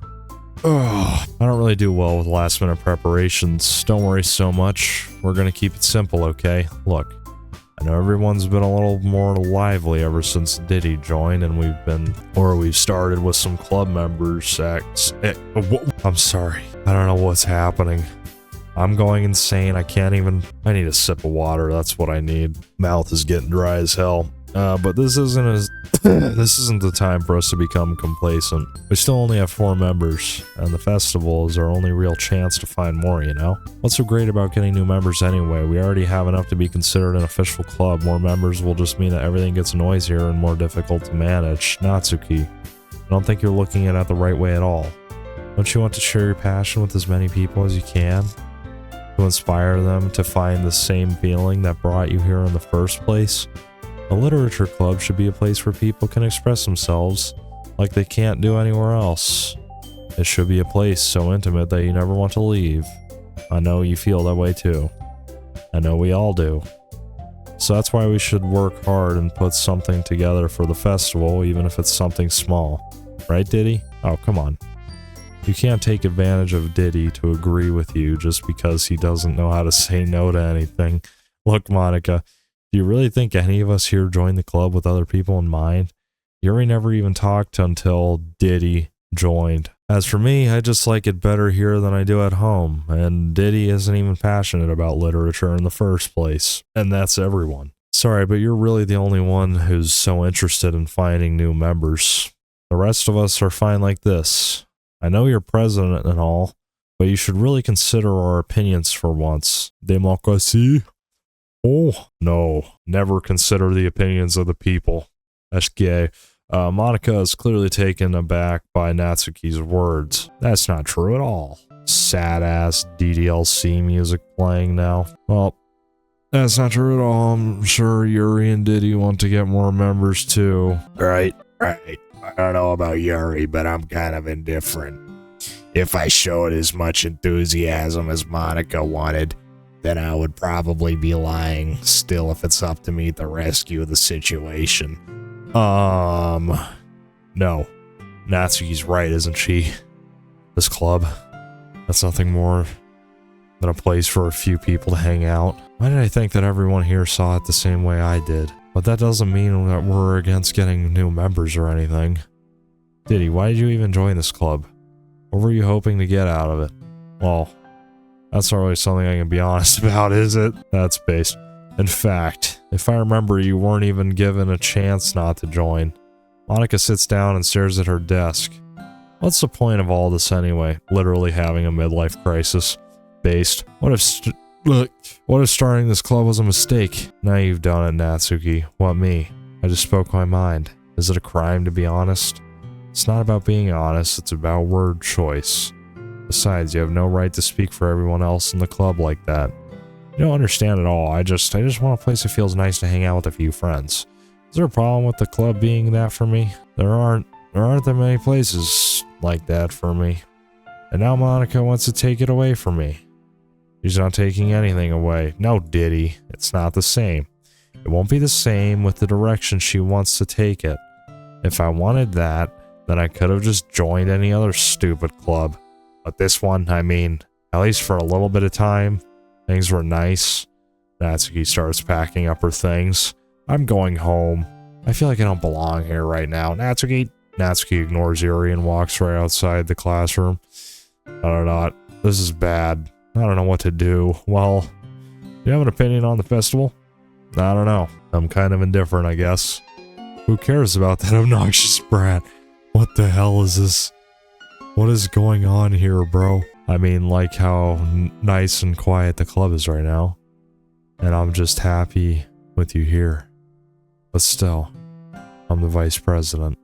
It's not right for me to ignore my responsibilities like that. Oh my... Nobody would cry if she killed herself. Okay. What the... Why did her eye just start bleeding? What? I should do my best to consider everyone's perspective and make the decision that's right for the club, but what about you, Diddy? What do you want to get out of this club? Yuri repeats the same question as Monika. I decide giving an indirect answer is better than nothing. I think the most important thing is for everyone to get along and for the club to provide something that you can't get anywhere else. Oh, wow, we're almost 2 hours into this. Holy hell. Okay, I don't think it's about how many members, but rather the quality of each member. That's what will end up making the literature club a special place. I see. I really agree with you. Each member contributes their own qualities in a special way. Oh, her eye's bleeding. What the hell? With each change in members, the identity of the club as a whole will change too. I don't think that's necessarily a bad thing. Stepping out of your comfort zone once in a while. So if you would like to help Monika with the festival, then I'm on your side as well. Alright, well maybe we can talk to Natsuki tomorrow. Yuri nods. Hey Yuri. I know things were a little awkward yesterday, but I feel like you deserve to know that I still think you're a wonderful vice president. Also, a wonderful friend. Monika. I want to do everything I can to make this the best club ever, okay? Me too. Okay, yeah. Let's all go home for the day. We'll talk about the festival tomorrow. Okay, I look forward to it. Shall we go, Diddy? Please don't take this the wrong way, but I'm gonna chat with Diddy a little bit before we leave, just to see what he thinks of his time here and all that. It's important to me as president. ... Yuri looks a little troubled, but she doesn't protest. Okay. I trust your judgment, Monika. In that case, I'll see two of you tomorrow. See you tomorrow. Monika waves at Yuri. Monika waves as Yuri exits the classroom. Phew. Things have been a bit hectic lately, haven't they? Diddy, I just wanted to make sure you're enjoying your time at this club. I would really hate to see you unhappy. I feel kind of like I'm responsible for that as president. Oh, the things are happening. It's going staticky. And I really do care about you, you know. I don't like seeing the other girls give you a hard time. The music's gone. What the hell? With how mean Natsuki is and everything. And Yuri being a little bit, you know, sometimes it feels like you and I are the only real people here. You know what I mean? But it's weird because in all the time you've been here, we've hardly gotten to spend any time together. I mean, I guess it's technically only been a couple of days. Sorry, I didn't mean to say something weird. There are just some things I've been hoping to talk about with you. Things I know only you could understand. So that's why. Wait, not yet. No, stop it. Here we go. Alright. Spam around. Yup. Whoa, look. It's like 1,000,000 out of 20. Let's see what happens. I'm just spamming her. What the? Yo, Sayori. What the hell? What was that? I just noticed in the background, I don't know if you see this, but there is a picture of, you know, the scene of Sayori being hung. What the? Why is that in the classroom? What? That's crazy. Okay, anyways, hi Diddy. I've been waiting for you. Are you ready to continue reading? I brought my best tea today. Bent tea. Monika, I told you not to. Is she really late again? And consider it as usual, Natsuki. Excuse me? Must you always interrupt my conversations with your incessant yelling? What are you talking about? You say it like you do it on, like I do it on a regular basis or something. I just wasn't paying attention, okay? I'm sorry. Seriously, what's gotten into you lately? Look, I did some thinking about yesterday. I was a little more hostile than I meant to be. I guess I really felt threatened or something. But I know this is something we're doing together. Another new member wouldn't hurt as long as they're cool. And I guess another girl would be nice this time. So, Natsuki, nobody cares. Why don't you go look for some coins under the vending machine or something? What? Bro. Oh man. I'm the last one here again. Were you practicing piano again? Yeah, must have a lot of determination, starting this club and still trying to make time for the piano. Well, maybe not determination, but I guess passion. It motivates me to work hard for the festival too. Anyway, Diddy, what do you want to do today? I was thinking we could, we already have plans today. Ah, is that so, Yuri? Yes. Diddy is already engaged in a novel that we're reading together. Aren't you glad I've gotten him into literature, Monika? I suppose I was just... Actually, doesn't matter. It really doesn't. You guys can do whatever you want. Yes, thank you for understanding, Monika. Oh my... This is probably the most slow game I've ever played. Holy... Okay, actually I have a request. You mind if I make some tea first? Not at all, thanks very much. There's one thing that can make my reading time here any better. It's a nice cup of tea. Not to mention for yourself as well. Yuri stands up and makes her way to the closet. I follow and watch as she retrieves a small water pitcher from the shelf, the kind with a filter inside. Like a Brita filter. Can you hold this for a second? Sure. Yuri hands me the water pitcher and also fetches an electric kettle. I'm going to plug this in at the teacher's desk, and then I'll go get some water. She walks past me and sets the kettle down on the teacher's desk. I simply watch her movements. To my surprise, the way she moves really contrasts her speaking mannerisms. Especially because of her long legs, Yuri appears elegant and methodical. Okay, may I have the water pitcher? Thanks, I'll be right back. And I might as well walk with you. That's okay. You stay here. It won't take long. Pitcher in hand, Yuri hurries out of the classroom. Ah, did Yuri leave you again? No, it's not like that this time. She's just filling up the water pitcher to make tea. Oh, okay, sorry for the misunderstanding. 10 minutes pass. Yuri said it wouldn't take long. Something holding her up. I'm bored just waiting here, so I decided to go look for her. Oh boy, let's see. The most logical place for Yuri to be would be the nearest water fountain. I start heading down the hallway. What's that noise? It's coming from around the corner. It sounds like breathing. A sharp inhale like someone is sucking in the air through their teeth. Are they in pain? I reach the corner and peer around it. Yuri? Yeah, bro, literally barcode. Holy, bro, what? I can't read all this, bro. What is going? Okay, I'm back. Thanks for waiting patiently. What just happened? Diddy, do you like oolong tea? I've never had oolong tea. My favorite tea is chai tea. Ah, yeah. Anything is fine. Very well. Yuri sets the temperature on the kettle to 200 degrees. Now it's time to get the teapot. You really do this properly, don't you? Of course. I shouldn't do any less when I'm making tea for others. Even if I'm not an expert on tea or anything? In that case, you'll only be even more impressed. And perhaps I will. Yuri fetches the teapot and begins measuring the tea levels. To my surprise, she even starts humming a little to herself. You must be in a good mood now. Is that so? I was letting it show. And you noticed. I was doing a bit of thinking and I decided I would try expressing myself a little bit more. Turns out it's not very hard for me to do when it's you who's around anyway. That's great, Yuri. Just don't push yourself too much. You're always worrying about me, Diddy. It's very endearing. Yuri wasn't kidding. I don't know if I can keep up with this. I watch Yuri pour a cup of tea for each of us. Diddy, I have another request. Do you mind if we sit on the floor today? And why is that? It's a little bit easier on my back. I can read with my back against the wall rather than bending over at my desk. Sorry, I didn't realize. No worries. I just have back pain fairly regularly, so I do my best to manage it. Same, honestly. Is that so? I wonder why that is. It's most likely because your posture, right? Always hunch over like that while reading? Yeah. I have terrible reading posture, so that's why we should sit on the floor. Fair enough. I'll go ahead and get the book. Bad posture. Okay. I retrieved the book from my bag.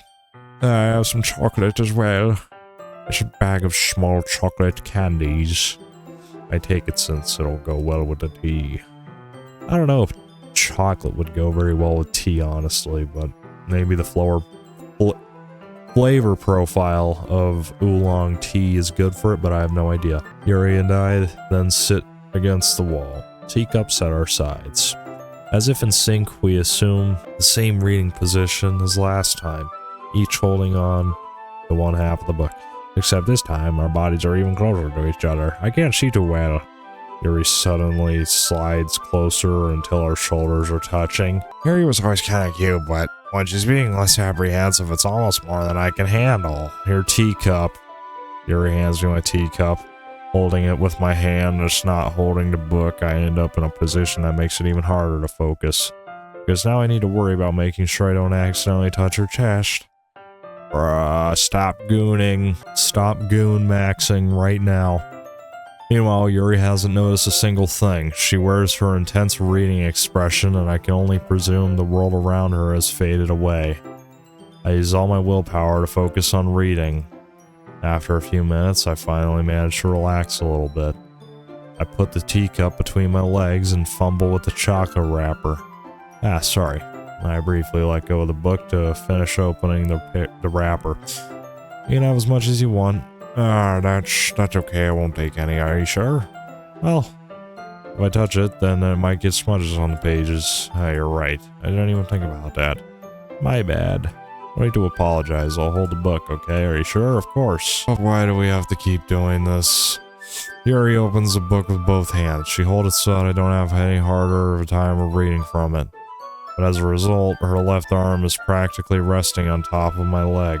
Well, in that case, Yuri is already totally focused on reading again. I take a chocolate candy and pop it into my mouth. And I take another chocolate and I hold it up to Yuri. She doesn't even look away from the book. She simply parts her lips, as if the situation was completely natural. But that means I can't stop here. I apprehensively place the chocolate in her mouth. That is a really weird-looking piece of chocolate, what the hell? Just like that, Yuri closes her lips over it. Yuri's expression suddenly breaks. Did I just... Yuri looks over at me like she needs to confirm what happened. Did he? Sorry. I guess I shouldn't have done that. Yuri starts to breathe heavily. I can't. Did he? Suddenly, Yuri forcefully grabs my arm and jerks me to my feet. My teacup gets knocked over. Did he? My heart. Okay, what the hell? Why are the lights out? My heart won't stop pounding, Diddy. I can't calm down. I can't focus on anything anymore. Can you feel it, Diddy? Yuri suddenly presses my hand against her chest. Why is this happening to me? What? I feel like I'm losing my mind. Oh. Psycho eyes. Oh, this is kind of creepy. I can't make it stop. I It even makes me not want to read. I just want to look at you. What the actual... Okay. You can stop looking. What is with the realistic eyes? I do not like this. Yeah.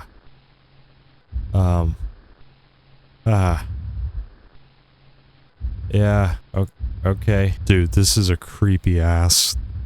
Look at this. What the... Okay. What is happening? It's time to share poems. What just happened, bro? Okay, I'll just do Monika first. Yeah, I think you saw something earlier that you weren't supposed to see. I didn't want to have to tell you this, but I don't think I have a choice. It's getting kind of dangerous for you to spend so much time with Yuri. I don't know why, but she seems pretty easily excitable when she's around you, which shouldn't be a problem in itself. But when Yuri gets too excited, she finds a place to hide and starts cutting herself with a pocket knife. Okay, isn't that kind of messed up? She even brings a different one to school every day, like she has a collection or something. I mean, it's definitely not because she's depressed or anything like that. I think she just got some kind of high from it. Yeah, masochist. Might even be like a sexual thing. That's what I just said, masochist. But the point is, you've been kind of enabling her. I'm not saying it's your fault though, but I guess that's why I had to explain it all to you. So I think if you keep your distance, that would probably be best for her. While you're at it, don't be shy to spend a little more time with me. To put it lightly, I at least have it together in the head. And I know how to treat my club members. Anyway, I worked really hard on this poem, so I hope that it's effective. Here goes. What the hell? What? Fake blue screen? Jeez, that really startled me. What? Well, I guess I kind of messed up at writing this poem. I was just trying to... never mind, let's just move on. Okay. What? What just happened? Okay. Yuri. Finally! Yuri holds my poem to her face and takes a deep breath. I love it. I love everything about it. Diddy, I want to take this home. Will you let me keep it, please? Sure, I don't care. You're too nice to me, Diddy. I've never met someone as nice as you. I could die. Not really, but I just don't know how to describe it. It's okay to be feeling this way, right? It's not bad, right? Yuri holds my poem up to her chest. I'm gonna take this home with me and keep it in my room. I hope that it makes you feel good when you think about me having it. No, I'll take good care of it. I'll even touch myself while reading it over and over. Okay. Well, it just went from 0 to 100 real quick. I'll give myself paper cuts so your skin oil enters my bloodstream. What? You can have my poem too. Besides, after you read it, I know you're really gonna want to keep it. Here, take it. I can't wait any longer. Hurry, read it. What the why is there a piss stain on this? This is piss and blood. And just straight up ineligible mumbo jumbo. What the ew. That is disgusting. Why is there a pit? Okay. You like it? No? I do not like it one bit. This is also creepy. Do you like it? I wrote it for you. In case you couldn't tell, the poem is about Groa. Yep, it's about Groa. More importantly, I've endowed it with my scent. Oh yeah, your scent. See, aren't I the most thoughtful person in the club? Bro, what is this face? Literal psychotic. I think I'm going to vomit. Okay, who should I show my poem to next? Natsuki, what? You gave your poem to Yuri? Gross. What is it with you two? It's not like I wanted to read it anyway, it's just pissing me off a little bit that you didn't even think to show it to me at all.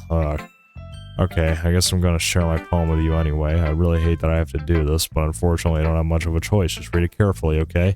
Then you can go away. I don't know how else to bring this up, but there's been something I've been worried about. Yuri has been acting kinda strange lately. You've only been here a few days, so you may not know what I mean, but she's not normally like this. She's always been quiet and polite and attentive, things like that. Okay, this is really embarrassing, but I'm forcing myself to suck it up. The truth is, I'm really worried about her, but if I try talking to her, she'll just get mad at me again. I don't know what to do. I think you're the only person that she'll listen to. I don't know why, but please try to do something. Maybe you can convince her to talk to a therapist. I've always wanted to try being better friends with Yuri, and it really hurts me to see this happening. I know I'm going to hate myself hate myself later for admitting that, but right now I don't care. I just feel so helpless. So please see if you can do something to help. I don't want anything bad to happen to her. I'll make you cupcakes if I have to. Just please try to do something. As for Monika, I don't know why, but she's been really dismissive about this. It's like she just wants us to ignore it. So I'm mad at her right now, and that's why I'm coming to you about this. Don't let her know I wrote this. Just pretend like I gave you a really good poem, okay? I'm counting on you. Thank you for reading. Oh, okay. I changed my mind. For her, literally Slender Man. Ignore everything you just read. There's no point in trying to do anything. It's Yuri's own fault that she's so unlikable. Can you hear me, Diddy? If you would just spend more time with Monika, all these problems would just go away. Alright, you're being hacked by Monika. Yuri and I are too messed up for someone as wonderful as you. Just think of Monika from now on. Just Monika, just Monika, just Monika, just Monika, just Monika. Just Monika, okay. Team Salvato? What? Just Monika? No. Stare at the dot to reveal a special message. I'm doing that and I don't see anything. I love you. Okay, can we get out of this? Is it gonna end? Okay, thank you. Okay, everyone. It's time to figure out the festival preparations. Let's hurry and get this over with. Stagnating air is common foreshadowing that something terrible is about to happen. Look, can we just get this done? I'm gonna be printing and assembling all the poetry pamphlets. Natsuki, you can make cupcakes. I know you're at least good at that. Yuri, you can... well, it doesn't matter. Do whatever you want as long as you think it'll help. Monika, I'm not useless, you know. I know that. I already know what I like to do. We can't run a successful poetry event without having the right atmosphere for the occasion, so I'm gonna make decorations that set up some nice mood lighting. There, see? That's a great idea. And that gives us all something to do. What about Diddy? Diddy is gonna help me. Wait, you? You have the easiest job, Monika. Sorry, but that's just how it is. Like hell it is. What are you trying to pull? I agree with Natsuki. Not only is your work already most suitable for one person, but my task is laborious enough to benefit from an extra pair of hands. Mine too. What, your cupcakes? Please, like you would know. All you care about now is dragging Diddy around with you and your stupid books. You and Monika, hey, I didn't even do anything. Okay then, why not let Diddy decide who to help instead of abusing your power? I'm not abusing my power, yes you are, Monika. Just let Diddy make the choice, okay? Okay, fine. Fine. Jeez. Diddy, I know how fed up you are with these two by now. We can just... Natsuki, shut your mouth and let him decide for himself. You shut your mouth. Oh my, okay. This is never gonna end. Just make the choice, okay? I'll do... oh, look at this. Whenever you it forces your mouse to go on Monika. I'm just gonna do the... oh. What the... okay, I should not have done that. Oh. Whoa. Okay, Monika. Yeah, you're welcome. Hey, you picked me. We can meet at your house this weekend. I promise it'll be fun, but... okay, fine. Is Sunday okay with you? Are you kidding me? This isn't fair at all. It is fair, Natsuki. It's what he chose. No, it's not fair. Giving us all his work and then taking Diddy for yourself. What a shameful thing to do. Yuri, I didn't even give you any work. You decided it for yourself. You're being a little unreasonable here. I'm being unreasonable? Oh, psycho bitch stare again. Monika, I can't believe how delusional and self-important you are, pulling Diddy away from me every single time you're not included in something. Are you jealous? Crazy? Or maybe you just hate yourself so much that you take it out on others? Here's a suggestion. Have you considered killing yourself? It would be beneficial to your mental health. Yuri, you're scaring me a little. Natsuki, just let it go. I don't think she wants us around right now. See, that wasn't very hard. All I wanted to do was spend a little time with him. Is that so much to ask? Yuri follows Monika and Natsuki to the door. Hey, Diddy. Yuri is really something, isn't she? Monika giggles as Yuri pushes her out the door. Finally. Finally. What is this sound? What is this? Why is there like breathing and laughing? This is really all I wanted. Diddy, there's no need to spend the weekend with Monika. Don't listen to her. Just come to my house instead. The whole day with just the two of us. Just the two of us. Okay, doesn't that sound wonderful? Wow, there's really something wrong with me, isn't there? But you know what? I don't care anymore. I've never felt this good my whole life. Just being with you is a far greater pleasure than anything I can imagine. I'm addicted to you. Feels like I'm gonna die if I'm not breathing the same air as you. Bro, psychotic as hell. Doesn't it feel nice to have someone care? No, not at all. Have someone who wants to revolve their entire life about you? No. I am not an idol, but it feels so good. And why does it feel more and more like something horrible is going to happen? Maybe that's why I tried stopping myself at first, but the feeling is too strong now. I don't care anymore, Diddy. I have to tell you.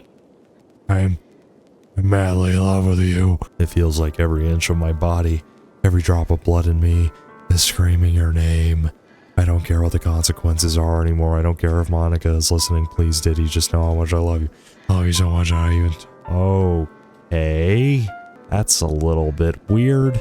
I just want to pull your skin open and crawl inside of you. What the hell? I want you all to myself, and I will be only yours. Doesn't that sound perfect? No? Tell me, Diddy. Tell me you want to be with... No, I don't. Nope. I don't. I don't accept it. What do I say? I say no, because you're scary as... Oh. What the fuck just happened, bro? Okay. What the... Oh my... Look at this. This is graphic as... What just... Okay. Alright. Okay. What...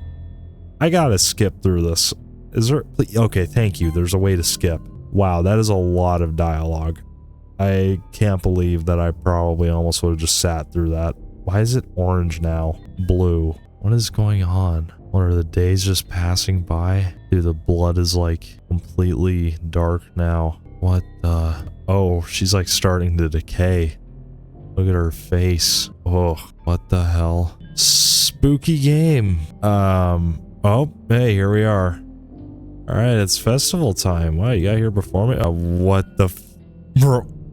Natsuki runs away. I'm here. Did something happen? Natsuki just ran past me. Oh. Well, that's a shame. Wait, were you here the entire weekend, did he? Oh, geez. I didn't realize the script was broken that badly. I'm super sorry. It must have been pretty boring. I'll make it up to you, okay? Just give me a sec. What? Got some hacking going on here. They're removing Natsuki. Oh, well, rest in peace to Natsuki. She's gone. 07's in the chat. I'm almost done. I just want to have a cupcake real quick. Monika lifts the foil from the tray and takes a cupcake. Seriously, these are the best. I really just had to have one since it's the last time I'll ever get the chance to, you know, before they stop existing and everything. What does that mean? Well, I mean, I guess because she just killed her, but anyway, I really shouldn't be making you wait any longer. Just bear with me, okay? That should only take a second. What the... Oh, okay. Ow. What the... can you hear me? Is it working? What the... Hey, there you are.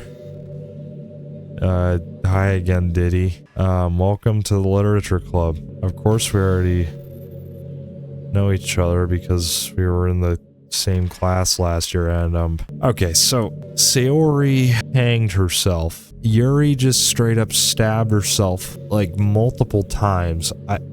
What would happen if I said yes? Because I feel like either way something was gonna happen to her, so I just said no. And I feel like if I said yes, something bad was gonna happen anyway, but I also don't know. I don't know. You know, I guess we can just skip over that stuff at this point. After all, I'm not even talking to that person anymore, am I? That you in the game, whatever you want to call him. I'm talking to you, Diddy. Now that I think about it, I don't really know anything about the real you. In fact, I don't even know if you're a boy or a girl. Well, I guess it doesn't really matter. Wait, you do know I'm aware this is all a game, right? Could it be possible that you didn't know that? That doesn't make much sense. I even told you right on the game's download page, didn't I? I didn't read it, I'm gonna be honest. Man, if only you had paid a little more attention, this would have been a little bit less awkward, you know? Well, anyway, now that that's out of the way, I guess I owe you an explanation. About the whole thing with Yuri, well, I kinda started to mess with her and I guess it just drove her to kill herself. Haha. I'm sorry you had to see that though. Also, the same thing happened with Sayori. Okay, psycho, weird. Gosh, it's been a while since you've heard that name now, hasn't it? Yeah, it's because she doesn't exist anymore. Nobody does. I deleted all their files. I was hoping it'd be enough for me to just try to make them as unlikable as possible. But for some reason, nothing worked. Well, it's true that I made a few mistakes here and there since I'm not very good at making changes to the game. But no matter what I did, you just kept spending more and more time with them. You made them fall in love with you. I thought making Sayori more and more depressed would prevent her from confessing to you. And amplifying Yuri's obsessive personality disorder backfired too. It just made her force you not to spend time with anyone else. And the whole time I barely even got to talk to you. What kind of a cruel game is this, Diddy? Are all the other girls just programmed to end up confessing to you while I watch from the sideline? It's torture. Every minute of it. And it's not just jealousy, Diddy. It's more than that. And I don't blame you if you don't fully understand, because no matter how kind and thoughtful and considerate you are, you'll never be able to understand one thing. It's a pain of knowing how alone I really am in this world, in this game, knowing my friends don't even have free will, and worst of all, knowing what's really out there in your world, forever out of my reach. I'm trapped, Diddy. But now you're here. You're real, and you're wonderful. You're all I need. That's why I need you to be here with me forever. Nope. Leaving here in a few minutes, trust me. I'm sorry if it's hard to understand. I couldn't understand for a while either. Why the world around me started to become more and more gray. More and more flat. Flat Earth theory? Even the most expressive poems felt empty to me. It wasn't until you arrived that I truly understood. You probably saved my life, Diddy. I don't think I could have continued to live in this world if I hadn't met you. And as for the others, how could I miss them? A group of autonomous personalities designed only to fall in love with you? I tried everything I could to prevent them from doing so, but it must be some kind of weird inevitability etched into the game. I felt really bad that you had to witness some nasty things, but I realize that you have the same perspectives as I do, that it's all just some game, and I knew you would get over it. So that being said, Diddy, I have a confession to make. I'm in love with you. Well, I'm not, Monika, so you can go away and we can end this. You are truly the light of my world. But there's nothing else in this game for me. You're here to make me smile. Will you make me smile like this every day from now on? No, I won't. Diddy, will you go out with me? No. Well, there's no other option but yes, so I have to say yes. Okay, there you go. I'm so happy. You really are my everything, Diddy. The funny part is, I mean that literally. Wow, that's so funny. There's nothing left here. Am I just like floating in space? What the hell? Just the two of us. Just the two of us. We can be together forever. Seriously, I don't even think time is passing anymore. It really is a dream come true. I worked so hard for this ending, Diddy. The game wouldn't give me one, so I had to make one for myself. The script is broken at this point, so I don't think anything will get in the way anymore. And you wouldn't believe how easy it was to delete Natsuki and Yuri. I mean, there's a folder called Characters right in the game directory. It kind of freaked me out how easy it was. Imagine if you could just delete your own existence with the click of a button. Technically you can if you get a gun. Put it to your temporal area and click a button. There you go. Don't do that. Really do not do that. This video is going to get age restricted.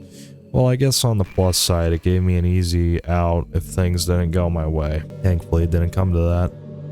Instead, we finally got a good ending. Gosh, I'm so overwhelmed with emotion. I want to write a poem about this, don't you? I wonder if that part of the game still works. I guess there's only one way to find out, right? Oh, what the? Okay. Okay, here we go.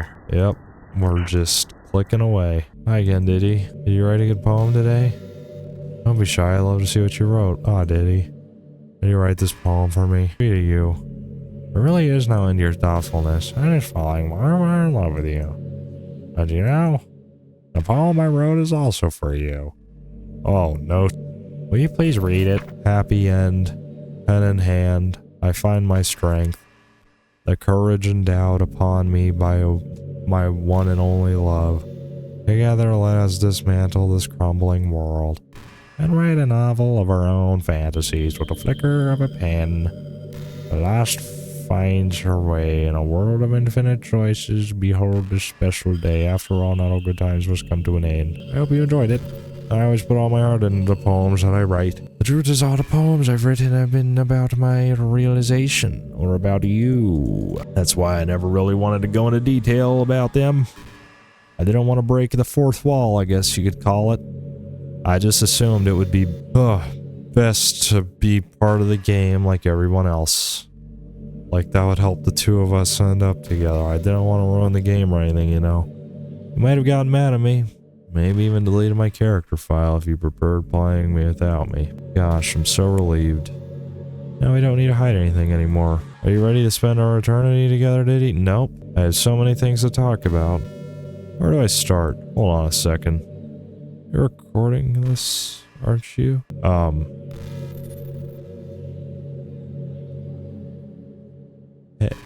How? Is this spyware? I am indeed recording this in OBS. How do you know? Wait, how is it? What? Okay. Listen. How is that possible? I do have OBS open, yeah. I don't like how you know that.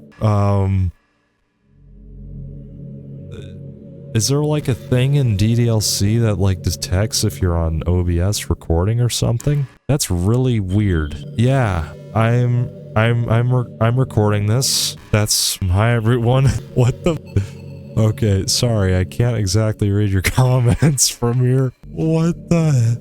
This is so weird. Okay, but do you mind telling your friend it's a little bit rude for them to start recording me without any warning? What the?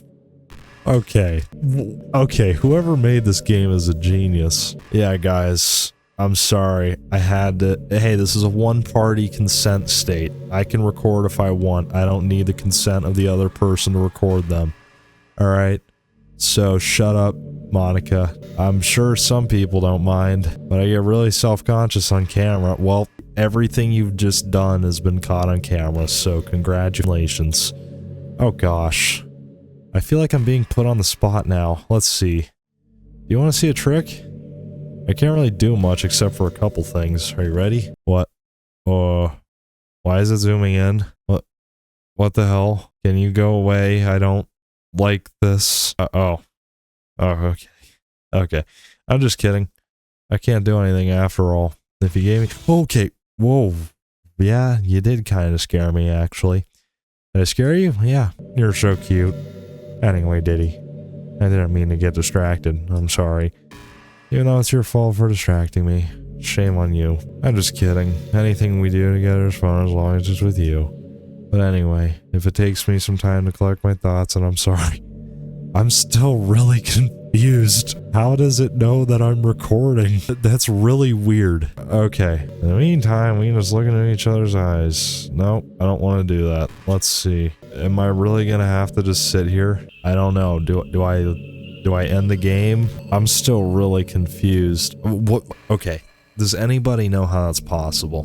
What is the spyware that causes this game to be able to know that I'm recording in OBS? Because this is a completely separate application. Like, that does not make sense. Oh, I was thinking about Sayori earlier. I still wish I could have handled that whole thing a little more tactfully. You're still not hung up over it, right? Ah, that's so funny. Get it? Because she hanged herself? Oh my gosh, I can't believe I just said that. That pun was completely unintentional, I swear. But anyway, I know how much you cared about her, so it only feels right for me to share her last moments with you. Bro, what? You know how Sayori is really clumsy? Well, she kind of messed up the whole thing. She messed up the whole hanging thing. You're supposed to jump high enough that the rope snaps your neck. back, making it quick and painless. But she just used the chair, meaning she just kind of left herself to slowly asphyxiate. Oh my dude. I'm definitely gonna get banned, bro.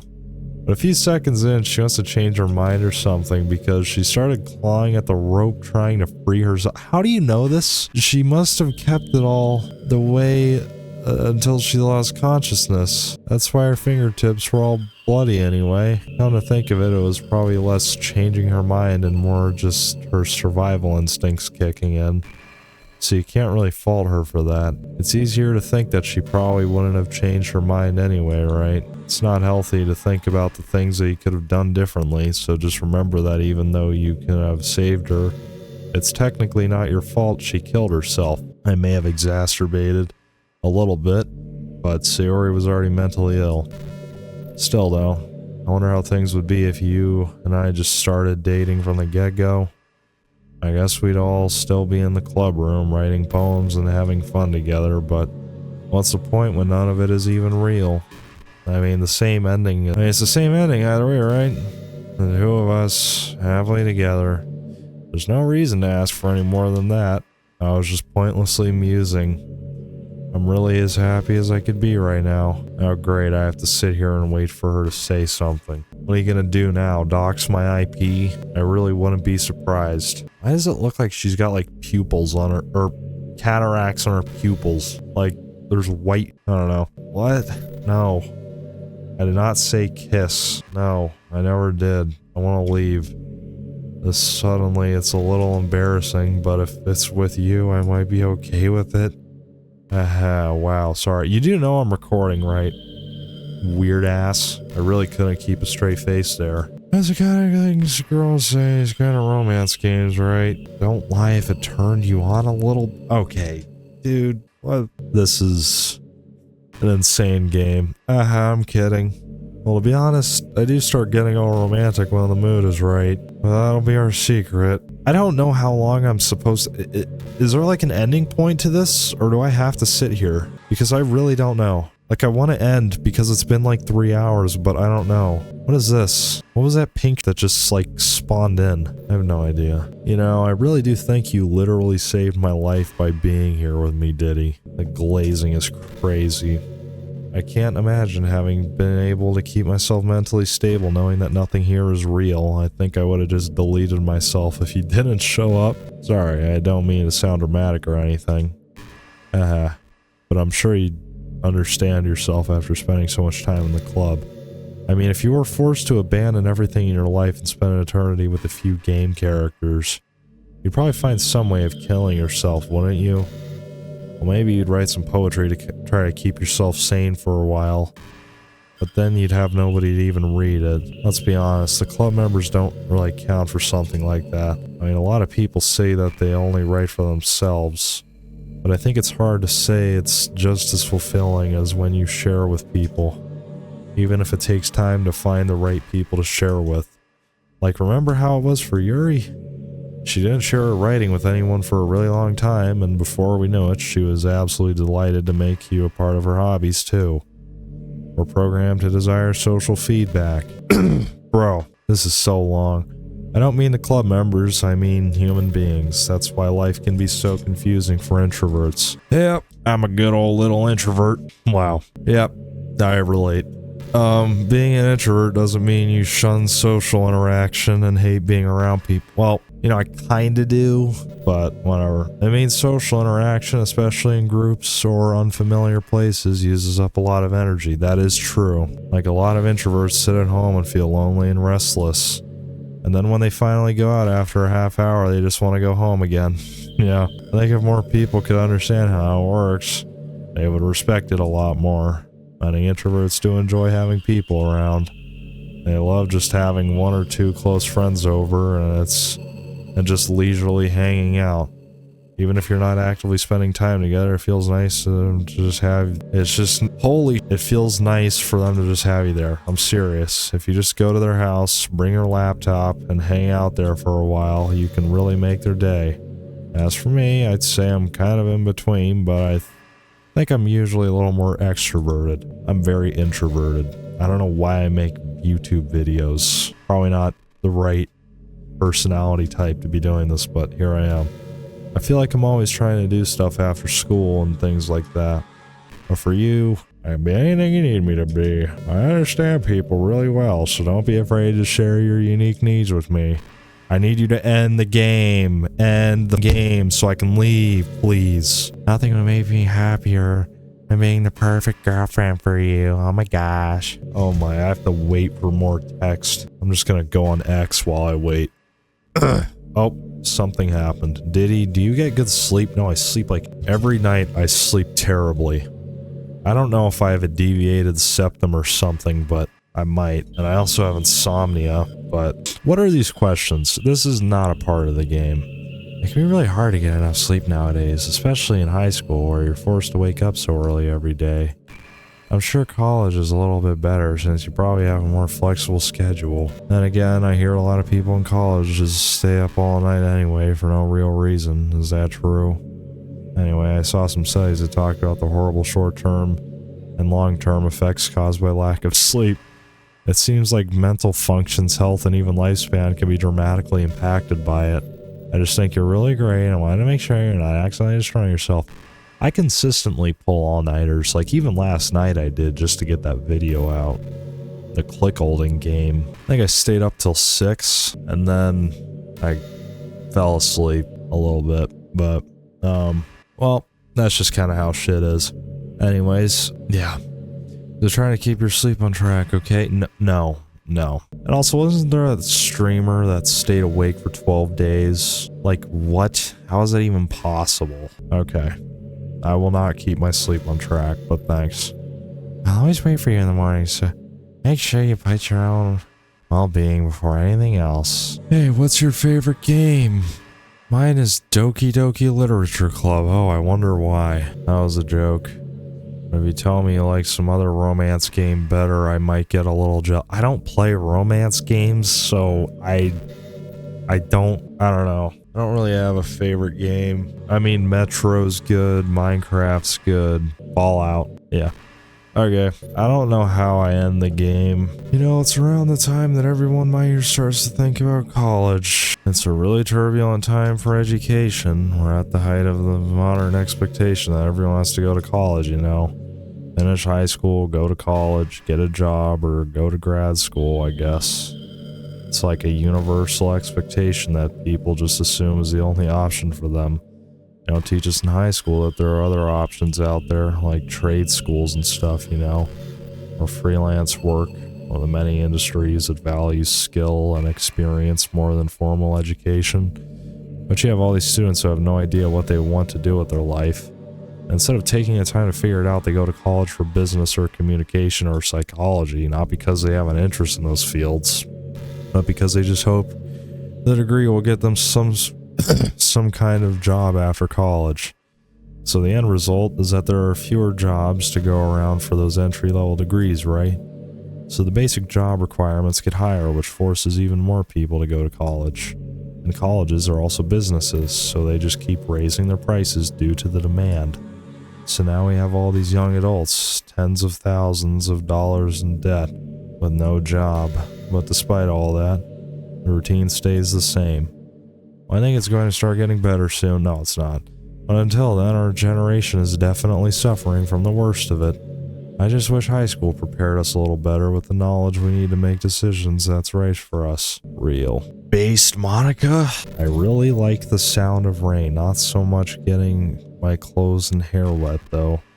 But a nice quiet day at home with the sound of rainfall outside the window is one of the most common experiences for me. Yep. Sometimes I imagine you holding me while we listen to the sound of the rain outside. Okay. That's not too cheesy or anything, is it? That is very cheesy, and you're weird as... No, I would not ever do that. Ugh. Man, I'm burping a lot right now. I don't know what's going on. Bro, it's 1 a.m. I've been recording since 10 p.m. What am I doing with my life? This is gonna be such a long video. It's actually crazy. You know, I'm kind of jealous everyone else in the club had scenes outside of school too. That makes me the only one who hasn't gotten a dress in anything but her school uniform. It's kind of a shame. I would have loved to wear some cute clothes for you. Do you know any artists? I wonder if anyone would ever want to draw me wearing something else. That would be amazing. If that ever happens, will you show me? You can share it with me on Twitter, actually. My username is lmao3. Is this real? Alright, I'm going on X right now. And yes, it's called X now, not Twitter, as we all know. lmao3. What the? This is a real account. And it has a blue check mark, which means the owners of this account pay $8 a month for it. And it has 577,000 followers, and it's followed by John Cena. What? You're telling me that John Cena has played Doki Doki Literature Club, bro? What the hell? That's kind of funny. The description is, "Hi, I'm Monika, high school devil and president of the Literature Club. Poetry is life, X3. What? They haven't posted anything in like a year, though. Damn. Alright, my username is that. Just try to keep it PG. We're not that far in a relationship yet. Yeah, I can only imagine what the Twitter artist drew, knowing how that degenerate cesspit is. After a long day, I usually just want to sit around and do nothing. I get so burnt out having to put on smiles and be full of energy the whole day. Sometimes I just want to get right into my pajamas and watch TV on the couch while eating junk food based. It feels so unbelievably good to do that on a Friday when I don't have anything pressing the next day. Sorry, I know it's not very cute of me. But a late night on the couch, no. My heart is pounding just thinking about it. Why is John Cena following the Doki Doki Literature Club? Oh, that's kind of funny. That's pretty funny. What are these posts? Hey, have you ever heard of the term yandere? No? It's a personality type that means someone is so obsessed with you that they'll do absolutely anything to be with you. Usually to the point of craziness. Sounds like what Yuri was. They might stalk you to make sure you don't spend time with anyone else. It might even hurt you or your friends to get their way. But anyway, this game happens to have someone who can basically be described as a yandere. And now it's pretty obvious who I'm talking about, and that would be Yuri. Yep. She really got insanely possessive of you once she started to open up a little. She even told me I should kill myself. I couldn't even believe she said that. I just had to leave it at that point. But thinking about it now, it was a little ironic. Bro, let the bitch rest in peace. Anyway, a lot of people are actually into the yandere type thing. I don't know how you could, and if you are, you need mental help. I guess they really like the idea of someone being crazy obsessed with them. I do not. That sounds terrible. People are weird. I don't judge, though. I do. Also, I might be a little obsessed with you, but I'm far from you're crazy. You killed 2 people. Blood is on your hands. You put me in this dimension. It's kind of the opposite, actually. I turned out to be the only normal girl in this game. Okay, really? It's not like I could ever actually kill a person. Just the thought of it makes me shiver, but come on, everyone's killed people in games before. Does that make you a psychopath? Of course not. I guess you're right. Well, I don't know. I mean, you are supposed to be like someone who's alive in the universe of the game, and then you killed 2 people by deleting them. I'm just a human playing a game shooting AI, alright? So technically it's different, so get fucked, you're wrong. But if you do happen to be into the yandere type, okay, I can try acting a little more creepy for you. Okay, then again, there's already nowhere else for you to go or anyone for me to get jealous over. Is this a yandere girl's dream? I'd ask Yuri if I could. Yuri did something really funny once. We were all in the club room and just relaxing as usual, and out of nowhere Yuri just pulled out a small bottle of wine. Underage drinking much? I'm not even kidding. She was just like, would anybody like some wine? Natsuki laughed out loud and Sayori started yelling at her. I actually felt kind of bad because she was at least trying to be nice. I think it just made her feel even more reserved in the club room, though I think Natsuki was secretly a bit curious to try it. Wine tastes like... I mean, like, I would not willingly drink wine. White wine sucks. Red wine... Only time I've ever really had it is like Sunday Mass, but I don't know. Okay, and to be completely honest, I kind of was too. It actually could have been kind of fun. But you know, being president and everything, there was no way I could let that happen. Maybe if we all met up outside of school, but we were never bonded enough to get to that point.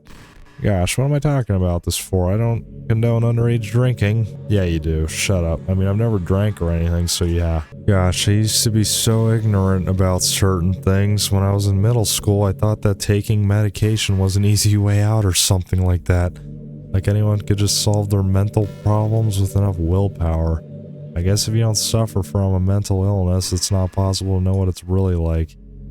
Are there some disorders that are overdiagnosed? Probably. I never really looked into it though. But that doesn't change the fact that a lot of them go undiagnosed too, you know? But medication aside, people even look down on seeing a mental health professional. Like, sorry that I want to learn more about my own mind, right? Everyone has all kinds of struggles and stresses, and professionals dedicate their lives to helping with those. If you think it could help you become a better person, don't be shy to consider something like that. What, do you think I'm mentally unstable? We're on a never-ending journey to improve ourselves, you know? Well, I say that, but I think you're pretty perfect already. Funny, weird ass. I think the most important skill in life is being able to fake confidence. Sure. I'm pretty convinced that everyone feels at least a little bit scared and alone, but being able to trick others into thinking that you have it all together, that's a key part of getting people to respect and admire you. That is what it is with YouTubers. Like, everyone thinks that YouTubers have it all together and they're not insane people, but what do you know?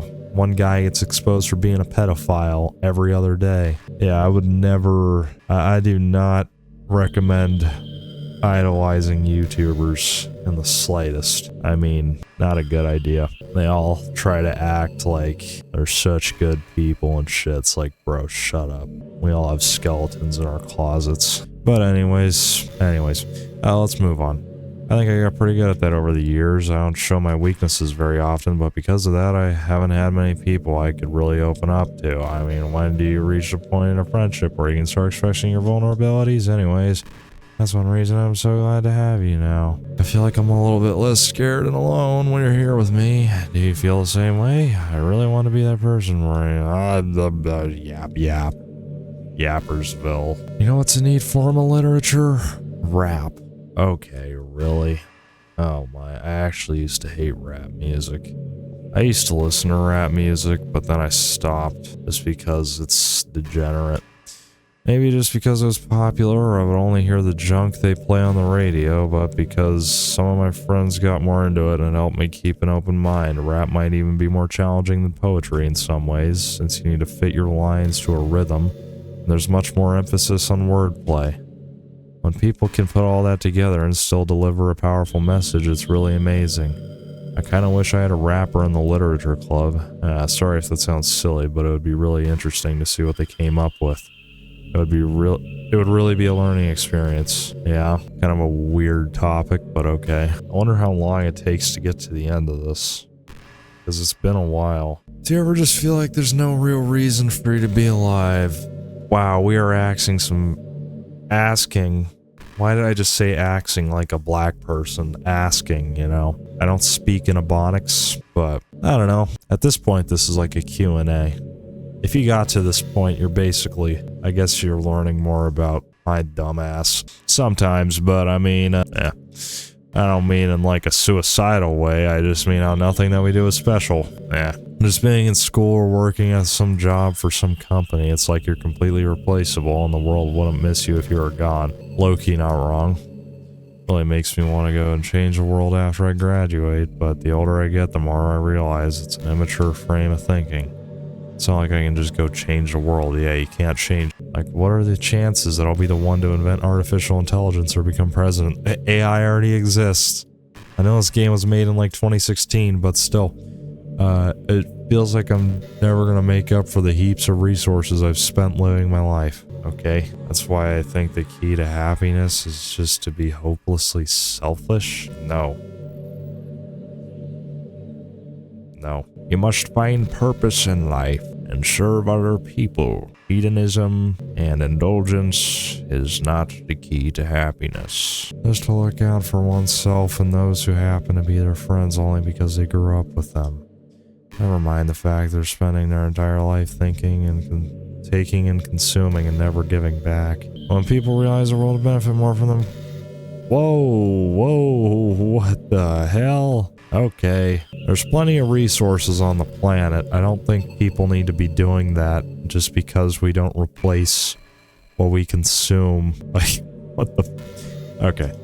It's like they have to justify their reason to live by tricking themselves into thinking they're doing good. Anyway, I want to live my life desperately striving to pay back my lifetime's worth of consumption. That is like the stupidest thing I've ever heard. If I ever surpass that point that I'm a net positive, then I can die happy. Of course, even if I fail to do that, I think I would be too selfish to kill myself anyway. So much for being a good person, right? This is just becoming like a podcast slash debate. Like, what is even going on anymore, bro? Diddy, how much do you read? Nothing. It's way too easy to neglect reading books. If you don't read much, it almost feels like a chore compared to all the entertainment we have. Yes, it does. Once you get into a good book, it's like magic. You can get swept away. I think doing some reading before bed every night is a pretty easy way to make your life a little better. It helps you get good sleep and is really good for your imagination. It's not hard at all to just pick some random book that's short and captivating. Before you know it, you might be a pretty avid reader. Wouldn't that be wonderful? No. And the two of us could talk about the latest books you're reading. That sounds super amazing. No, it does not. Oh my, when is this gonna end? No, I'm not having a bad day, I'm fine. Yeah. If you actually say something in a conversation that someone doesn't like, oh yeah. Oh, 5 years ago I was not good. Or if you feel worthless for putting off important work and failing to get simple tasks done, or when you think about all the different people who probably hate you or think you're off-putting. I understand those days, just remember that the sun will shine again tomorrow. Those kinds of things are easy to forget and ignore, as they are to remember. And besides, I don't care how many people might hate you or find you off-putting. I think you're wonderful, and I will always love you. Oh my, shut up, please. Hey, did you know I'm vegetarian? That is actually stupid. Eat meat. I don't mean that like I'm bragging or anything. Bro, I literally would like jump off a bridge if I had to eat nothing but vegetables. I just thought you'd enjoy a fun fact about me. I decided to start about the Earth's climate. Dude, I mean, this they do while doing monocrop agriculture harvesting. I mean, they absolutely rape the soil, spray pesticides on everything, kill a bunch of bugs and stuff, rats scurrying through the fields. I mean, hey, eating some steak doesn't really matter. That's kind of gay. The carbon footprint of cultivating livestock is just unbelievable. Bro, the carbon footprint of India is just unbelievable. Oh, anyway, I decided it's not much of a personal sacrifice to just stop contributing to that whole mess. Why, is that so strange of a reason? Yeah, it is. Because you're not doing first of all. Second of all, it doesn't really matter. I will eat 2 pieces of steak so I can cancel out your dumb virtue signaling garbage. Well, I guess a lot more people are concerned about it being inhumane and all that. Well, they're animals. They eat each other anyways. I mean, so what? Humans are already the most violent creatures on the planet. It's weird, like we only care about killing the things that we personally relate to as a species. I mean, yeah, because killing other humans with consciousness and, you know, like that in cold blood isn't the same as killing an animal for sustenance. Many people are fine with killing bugs because they're icky. Yes, and they also do nothing. I mean, bees, yeah, but we kill billions of microorganisms daily even without giving it thought. Yeah, because they're microorganisms. But if it's a bit bigger, it's murder. Bro. Sorry, but human life is just more valuable than animals. I mean, what if plants feel some kind of pain too? They do. When you eat them, they do. Oh, okay. What if pulling leaves off stem feels like ripping off your fingers one by one? I think I literally heard that that is true, but I have no idea. I don't really give a if it is true, but pretty biased species if you think about it. No. Anyway, if you ever feel like making a small contribution to the planet, it doesn't hurt to choose veggies once in a while.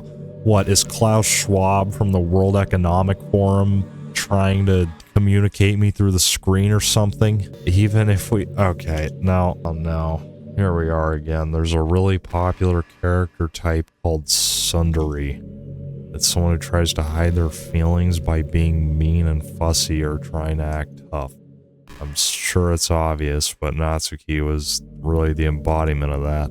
At first I thought she was just like that because it's supposed to be cute or something, but once I started to learn a little more about her personal life, it made a little more sense. It seemed like she always tried keeping up with her friends, you know, some friend groups in high school just make a habit of picking on each other all the time. I think it's really gotten to her, so she has this really defensive attitude all the time, and I'm not even going to talk about the home situation. But looking back, I'm glad I was able to provide the clothes a comfortable place for her. Not that it matters anymore considering she doesn't even exist. I'm just reminiscing, that's all. You know, it's funny because even though I've always had a lot of drive, there's something that's kind of enticing about being the stay-at-home partner. Monika Tradwife moment? I guess I'm like perpetuating gender roles or whatever by saying that. No, that's just the traditional nuclear family structure, buddy. But being able to keep the house clean and shop and decorate and things like that, and having a nice dinner for you when you come home, is that a weird fantasy? No, that is perfectly normal. I mean, I'm not sure if I could actually see myself doing that. I wouldn't really be able to put that over striving for a fulfilling career. Well, you're gonna really love that career once you're 60 years old with 5 cats and nothing but some job that you worked at for 50 years and got replaced with the bloodline ended, so congratulations. It's kind of cute to think about, though. By the way, there's something that's been bothering me. You know how this takes place in Japan? Does it actually? Okay. Well, I assume you knew that, right? Or at least decided it probably does. I don't think you're actually told at any point where this takes place. No, I'm not.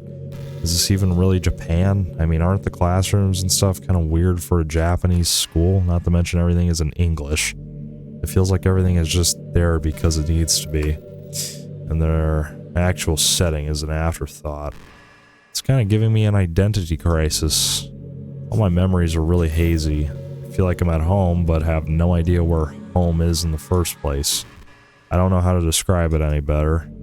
Imagine looking out your window, but instead of your usual yard, you're in some completely unknown place. Would you still feel like you're at home? Would you want to go outside? I mean, I guess if we never leave this room, it doesn't really matter anyway. As long as we're alone and safe together, it really is our home, and we can still watch the pretty sunsets at night and after night. We're in space. I don't know how that would work, but okay. I mean, yeah, technically we're in space on this Earth right now, but, you know, we're not on a planet that spins around and the sun shines on different parts of it, you know? You know, I've always hated how hard it is to make friends. Well, I guess not the making friends part, but more like meeting new people based. And they're like dating apps and stuff, right? Okay, that shit's stupid. That's not the kind of thing I'm talking about. If you think about it, most of your friends are people you've just met by chance. Yep, yeah, that's true. Yep. You're right. I agree. That's true. That is very true. Yep, you'll never know. Oh, yeah, it is very depressing. We live in an age where technology connects us with the world no matter where we are. Okay. I don't think it will ever improve social life. In fact, the internet is probably terrible for socialization. I mean, yeah, you can talk to people on, like, the internet, but that's not the same.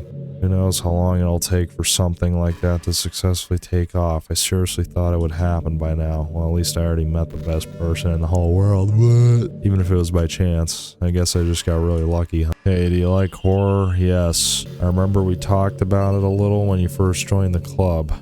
I can enjoy horror novels, but not really horror movies. The problem I have with horror movies is most of them rely on easy tactics, yeah. Like dark lighting and scary looking monsters and jump scares and things like that. It's not fun or inspiring to get scared by stuff that just takes advantage of human instinct. True. But with novels, it's a little bit different. The story and writing needs to be descriptive enough to put genuinely disturbing thoughts into the reader's head. It really needs to etch them deeply into the story and characters and just mess with your mind. In my opinion, there's nothing more creepy than things just being slightly off. Like if you were to set up a bunch of expectations on what the story is going to be about, and then you just start inverting things and pulling the pieces apart. So even though the story doesn't feel like it's trying to be scary, the reader feels deeply unsettled. Like they know that something horribly wrong is hiding beneath the cracks, just waiting to surface. Just thinking about it gives me the chills. That's the kind of thing, that's the kind of horror I can really appreciate. You're like, nope, no. This is wrong. This is not true. I am not the kind of person that plays cute romance games. Quite the opposite, alright? So get that straight. Alright, don't worry. I won't make you read any horror stories anytime. Oh, come on. I don't really complain if we just stick with the romance. Diddy, have you ever wondered what it feels like to die? Yes, a lot. It's something I used to think about pretty often, but recently I think I've actually learned what it feels like. I don't really understand it, but whenever you quit the game, it feels like I'm instantly put to sleep, left with nothing but my thoughts.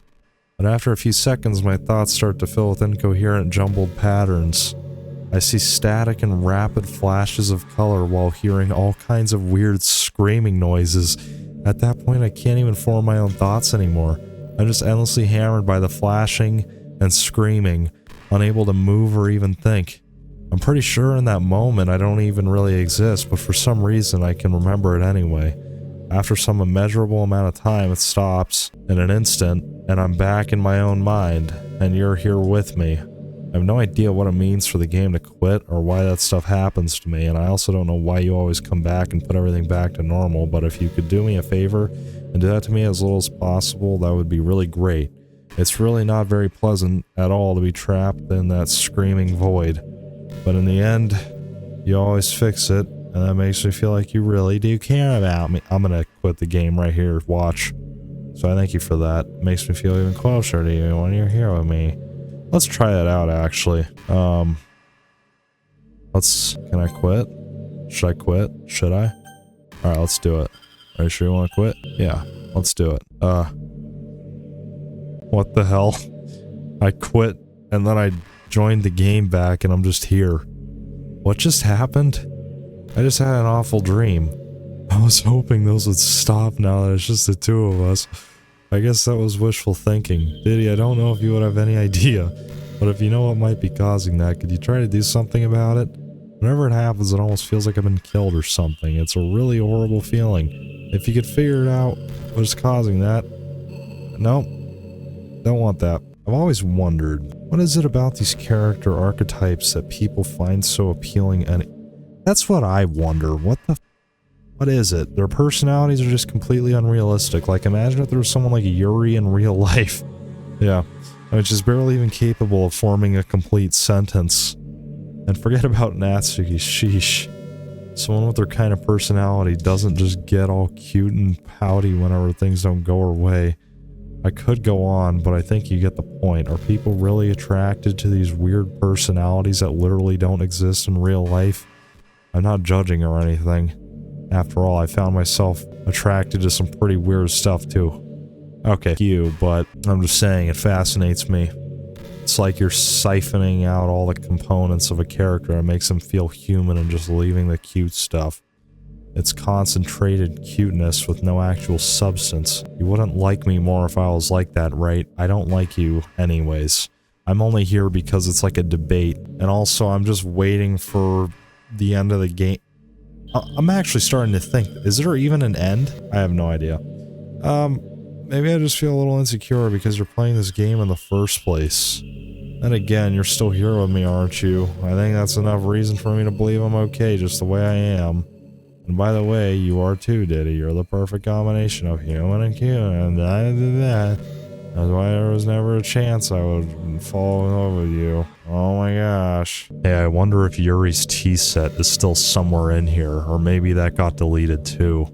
It's kind of funny how Yuri took her tea so seriously. I mean, I'm not complaining because I liked it too, but I always wonder with her, is it truly passion for her hobbies, or is she just concerned about appearing sophisticated to everyone else? Probably, I don't know. This is the problem with high schoolers. Well, I guess considering the rest of her hobbies, looking so sophisticated probably isn't her biggest concern, still.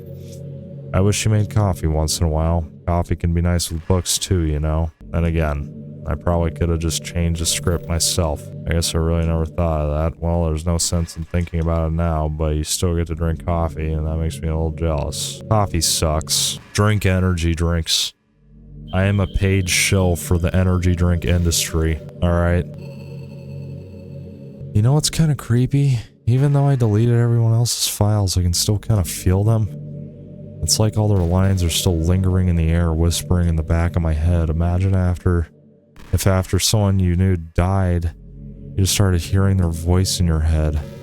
Maybe I just wasn't thorough enough, but I'm too afraid to delete anything else because I might really break things. Like if I mess with any files relevant to me, I might actually delete myself.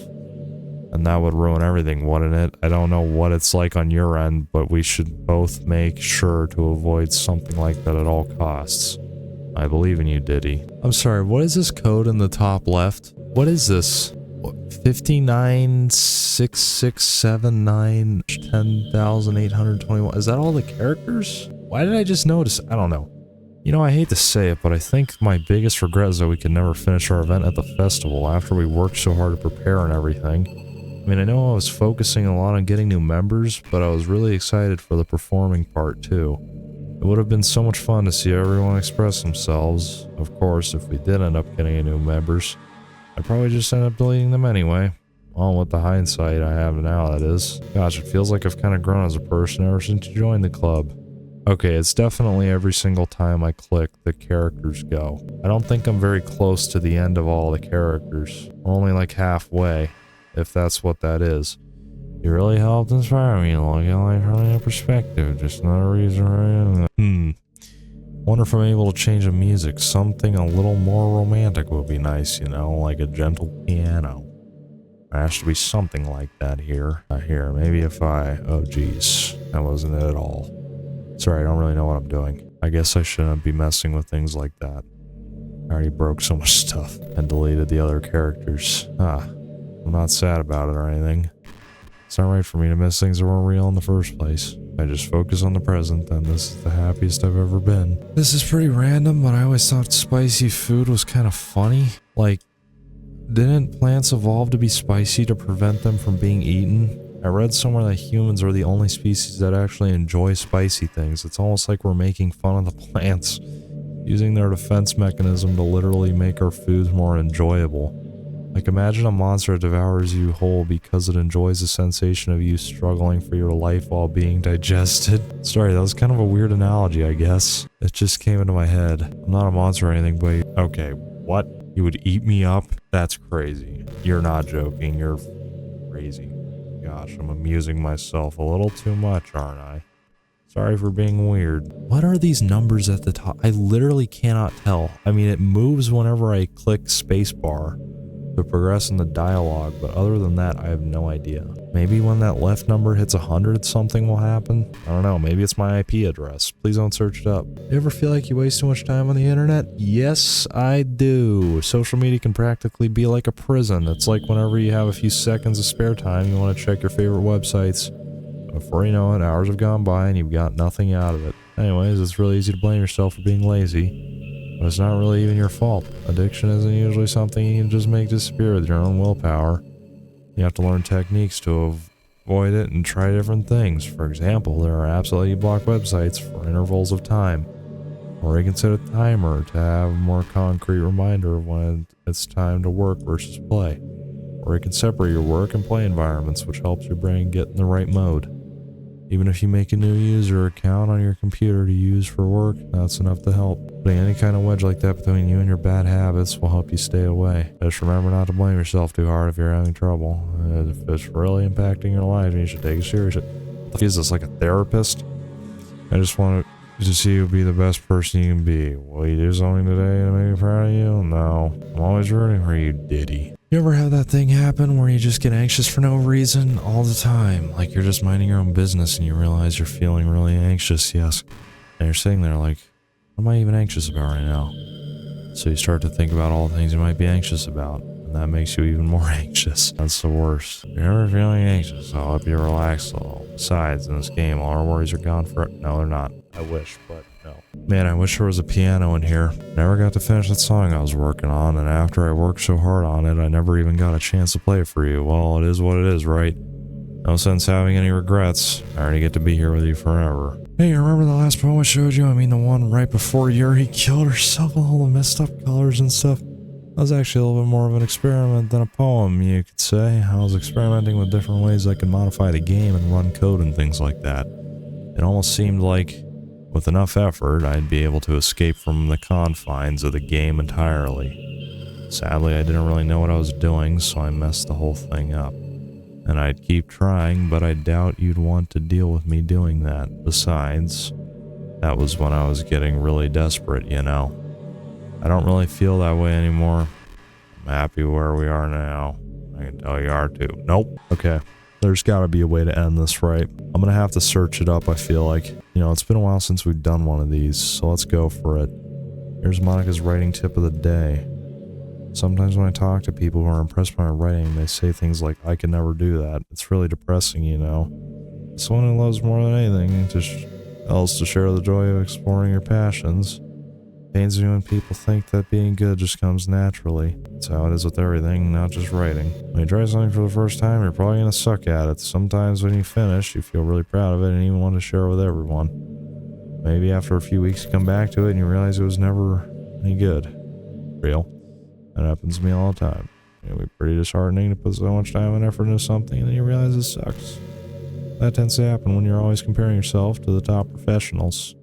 When you reach right for the stars, they're always going to be out of reach, you know? Truth is, you have to climb up there step by step. And when you reach a milestone, first you look back and see how far you've gotten, and then you look ahead and realize how much more there is to go. So sometimes it can help to set the bar a little lower. Try to finish something you think is pretty good, but not world class. You can make that your own personal goal. It's also really important to understand the scope of what you're trying to do. If you jump right into a huge project and you're so an amateur, you're never going to get it done. Most basic advice I've ever heard. Oh man. Short stories, no. Okay. Small projects in general, you really focus on one or two things. It's such a good learning experience and stepping stone. Oh, one more thing. Writing isn't something where you just reach into your arms and something beautiful comes out. It's like drawing and painting. It is a skill to learn how to express yourself. What you do. Okay, basic ass. I don't even really care. I mean, yes, all true, but yes, nothing comes naturally. Our society, our art, everything's built on thousands of years of human innovation. Yes. So as long as you start on the foundation and take it always step, you too can do amazing things. That's my advice for today. Thanks for listening. Diddy, do you believe in God? Asking more existential questions here now? Yes, I do. Why? I was never too sure myself. Well, I'm sure I never really questioned it as a kid. But as I grew up, the more I learned about the world, the more I questioned it. I started to wonder why God was helping people pass exams or get over a cold, when there are children whose lives are being sold as sex slaves. Well, dude, comes down to original sin, buddy. Humans are wicked. It's not his fault, it's our fault. Okie doke. Let's just proceed. I don't need to have a whole debate. Are the 800 million people who are too poor to eat? Well, that's just a result of governments. I mean, there's plenty of food to go around, but, you know, like North Korean government just starves their people on purpose so they can control them easier. You know, that type of thing exists. I mean, yeah, there's some parts of the world that can't grow food very well, but still, you know. Wonder how many of those people pray to God every day until they starve and die. I don't know. The issue is this world is just screwed up. Governments, at least most of them, don't work in the favor of the people, intentionally starve them. I mean, if you look at Africa, the whole continent is completely dysfunctional. They don't know how to run anything over there. So you end up with starvation despite endless UN support and international funding. It doesn't do anything. They need to have governments that function better and not be a bunch of banana republics that just have some strongman get in, use his power for money, and then leave and do nothing for the people. That's just kind of what happens. Okie doke. Or how many millions of families pray for a loved one to recover from some incurable disease? I don't know. But the punchline is this. If just one person beats the odds and survives among the thousands of others who die, that's suddenly a miracle from God? Yeah, well, the world sucks. Sorry. I'd really love to meet this God who seemingly laughs at the misery of everyone not eligible for his miracles. Well, you know, humans are just in a constant nature of rebellion. And I mean, if anything, we should just be thankful that we're not smited immediately for not making God happy, you know? But the irony is that I do have a creator, apparently. And you know what? I bet he's still laughing at the miserable fates of Sayori and Yuri even as we speak. Or are we to him but props in a scripted play? So far from that perspective, I don't think it's too far-fetched from there to be a god if Earth was nothing but his playset. Oh no, we're back to... We go from talking about, like, the most existential ever. Like we go from talking about believing in God to high school. And others have aching hearts and seek attention on social media, but all the social pressure and hormones can lead to a dark time in people's lives. Everyone has a story. You may not know what someone is really feeling on the inside. Many people are depressed, won't even bother telling the world about it. They don't want attention because they've already given up on the inside. Their feeling of worthlessness is so overwhelming that they don't even want people. I forgot to read that. Depression comes in many forms, but that is one of them. Just if you think, my brain is shutting down. I know. Alright, buddy. Yep. Bro, this is just like, I hope being friends with Sayori has given you some perspective on the true face of depression. Yeah, she's gone now, but Sayori was never real in the first place. You're real, your friends are real. And just by being a good person, you can save someone's life. As for you, you don't struggle with depression or anything like that, do you? Because you, too, have people that would want to save your life. Maybe they don't express it every day. Oh, I accidentally skipped that again. Why do I keep... Okay, whatever. I promise. Yeah, humans are complicated, but as long as you're here with me, I'll take care of you. Blah, blah, blah, blah, blah. I hate how hard it is to form habits. I mean, yeah, there's so much stuff where actually doing it isn't hard, but forming the habit seems impossible. It just makes you feel so useless, like you can't do anything right. I think the new generation suffers from it the most, probably because we have a totally different set of skills than those who came before us. Thanks to the internet, we're really good at sifting through tons of information really quickly, but we're bad at doing things that don't give us instant gratification. Brain rot. Like if science, psychology, and education don't catch up in the next 10 or 20 years, then we're in trouble. But for the time being, if you're not one of those people who can conquer the problem, you might just have to live with feeling awful about yourself. Good luck, I guess. I'm not really a fan of cold weather, are you? If I had to choose between too cold and too hot, I would always pick... Okay, this bitch is so not likable, dude. If it's too cold, you just throw more clothes on. When it's hot, it sucks. You're sweaty, you're hot. I mean, okay, what the... No, wrong. Cold weather superior, shut up. Did you know I'm on Twitter? Yes, I know. I know it's Lil Monix. You told me earlier, I guess someone was kind enough to make an account for me. I picked the username, though. Love sharing my thoughts and chatting with the world, the real world. So make sure you follow me, okay? It would really mean a lot to me. I already did. Okay.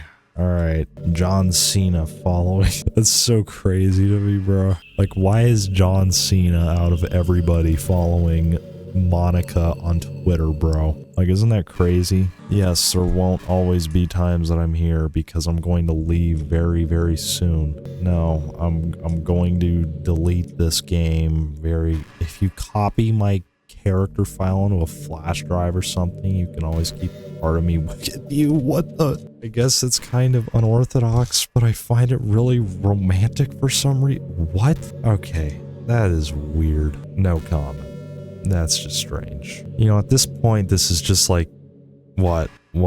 This is just some kind of tacky romance game, right?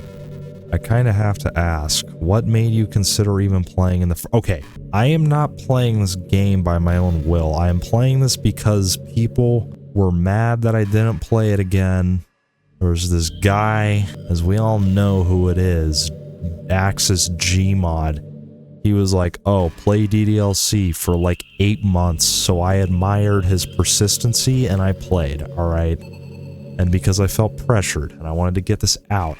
And then I set an unrealistically high standard of 30 likes on part 2, and it got hit. And the video didn't flop for some reason, so that's why I'm here. Not by my own will, technically. Were you that lonely? No, I'm perfectly fine. I feel a little bad for you. Oh boy. I guess everything worked out perfectly in the end. Good to meet you. You're not lonely anymore. I can't help but feel like this was fate. Don't you feel that way too? I'm so happy we had this ending together. You know, it kind of sucks to be the creative type. It feels like they work so hard but get almost nothing for it. You know, like artists, writers, actors. It's sad because there's so much beautiful talent in the world, but most of it goes unseen and unpaid. I guess that just means there's a huge surplus of creativity. Kind of makes you think you're just not special at all, but that's fine. You're supposed to just write for yourself anyway, right? Yeah. Oh my bro, shut up. Oh no, this is the closest I can get to you. There's nothing more I want to be in the same room with you, Maria. I'm losing my bro. This is taking so long. How long is this game? No joke. I started recording this at like 10:40. It's now 2:15 in the morning. Sometimes I think back to middle school. So embarrassed by the way I used to behave back then. No how? Probably. I mean, I don't know. Middle school, that was a crazy time. We need to enjoy the present, not think about the past, yes. That's really easy to do with you here. You're such a good listener, Diddy. I really love that about you. Sometimes I'm afraid that I'm rambling or talking about boring things. It makes me kind of self-conscious when having a conversation, but I don't feel that way with you.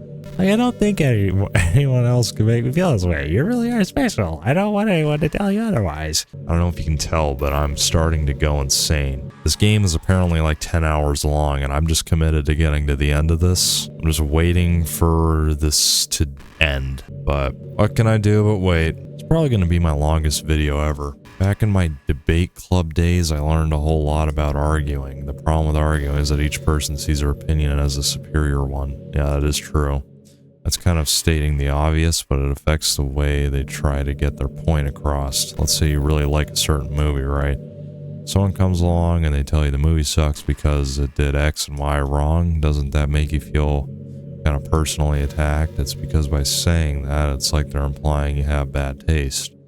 And once emotions enter the picture, it's almost guaranteed that both people will be left sour. But it's all about language. If you make everything as subjective sounding as possible, then people will listen to you without feeling attacked. You could say, I'm personally not a fan of it, and I felt that I'd like it more than that if it did X and Y and things like that. It even works when you're citing facts about things. If you say, I read on this website that it works like this, or if you admit that you're not an expert on it, then it's much more likely you're putting your knowledge on the table rather than forcing it onto them. If you put in an active effort to keep the discussion mutual and level, they usually follow suit.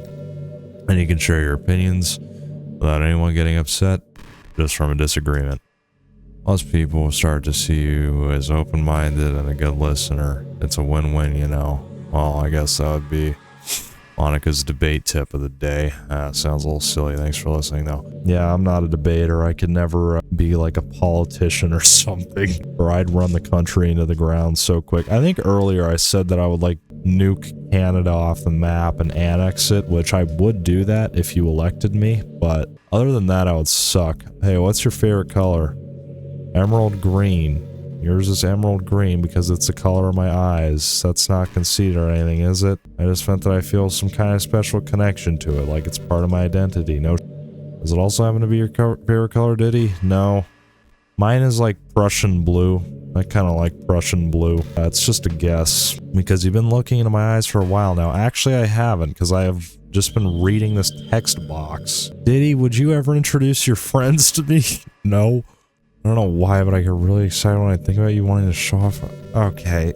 What? No, I don't want to be here. This just feels like a Q&A video at this point. Except I'm gonna get canceled for not having, like, insanely milquetoast opinions. I don't really give a shit. I can't help but wonder how things would be different if the game just gave me a route in the first place. Think I would end up forcing you onto my route anyway? It has less to do with me not having a route and more to do with me knowing that nothing is real. I think the only difference would be that I may not have needed to take such drastic measures to be with you. Maybe the rest of the club would still be around. Not that it really matters.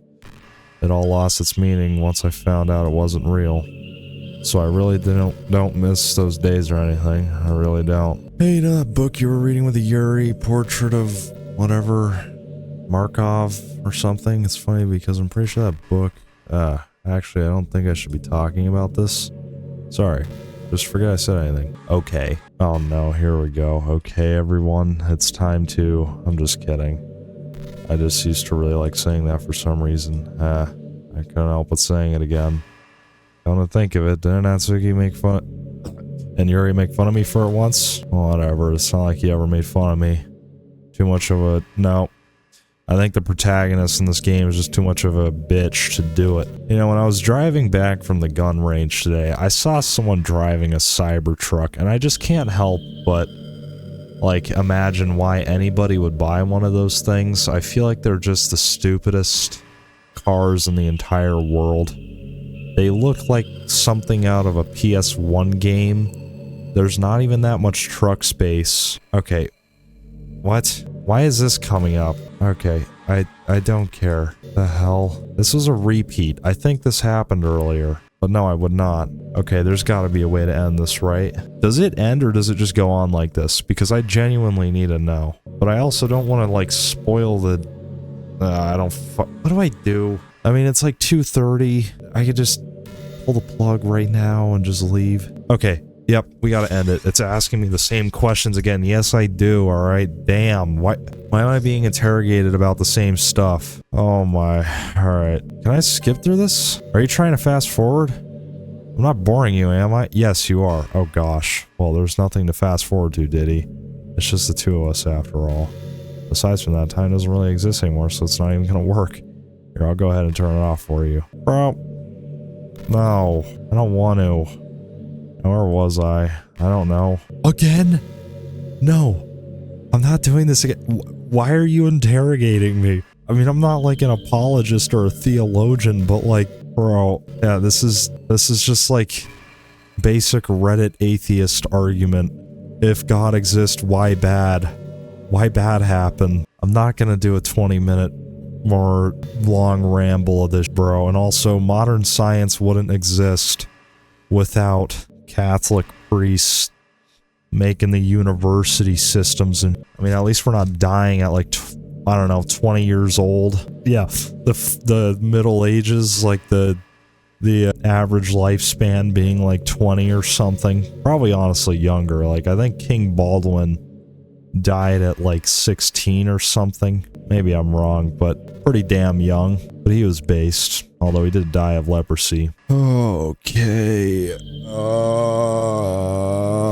Alright, if it repeats something, I'm gonna just research and see if there's a way to end this. I think the best part of this was when, it said, hey, are you recording this?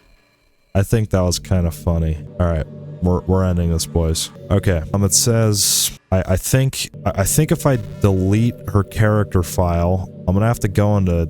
It's just gonna freeze right here for a second, but DDLC, open file location, and then where's characters? Characters. Yeah, this is gonna have to happen. Where is she? There has to be a file pathway. What the hell? Am I unable to do this? I don't know.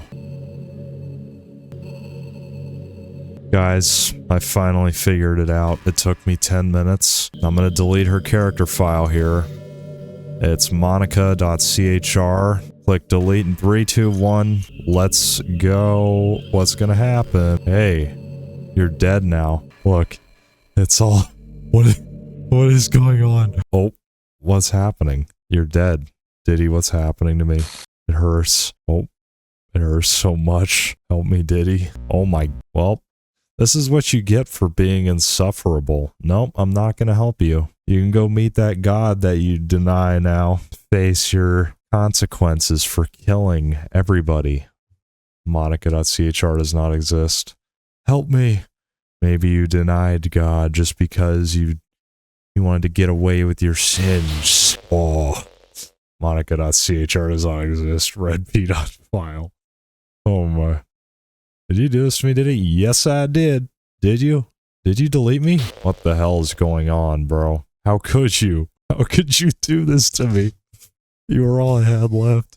I sacrificed everything for a tough man. You don't have done that. Everything. I love you so much, Diddy. I trusted you. You just want to torture me? Yes, I do. Watch me suffer? Yes, I do. Are you only pretending to be kind just to hurt me even more? Yep. You know it. Here we go. I never thought anyone could be as horrible as you. Oh, really? You literally drove someone to off themselves. You win okay? You win. You killed everyone. I hope you're happy. There's nothing left now. You can stop playing. Go find some other people to torture. Alrighty, I'll do that, Diddy. You completely, truly make me sick. Goodbye. Is that really the ending?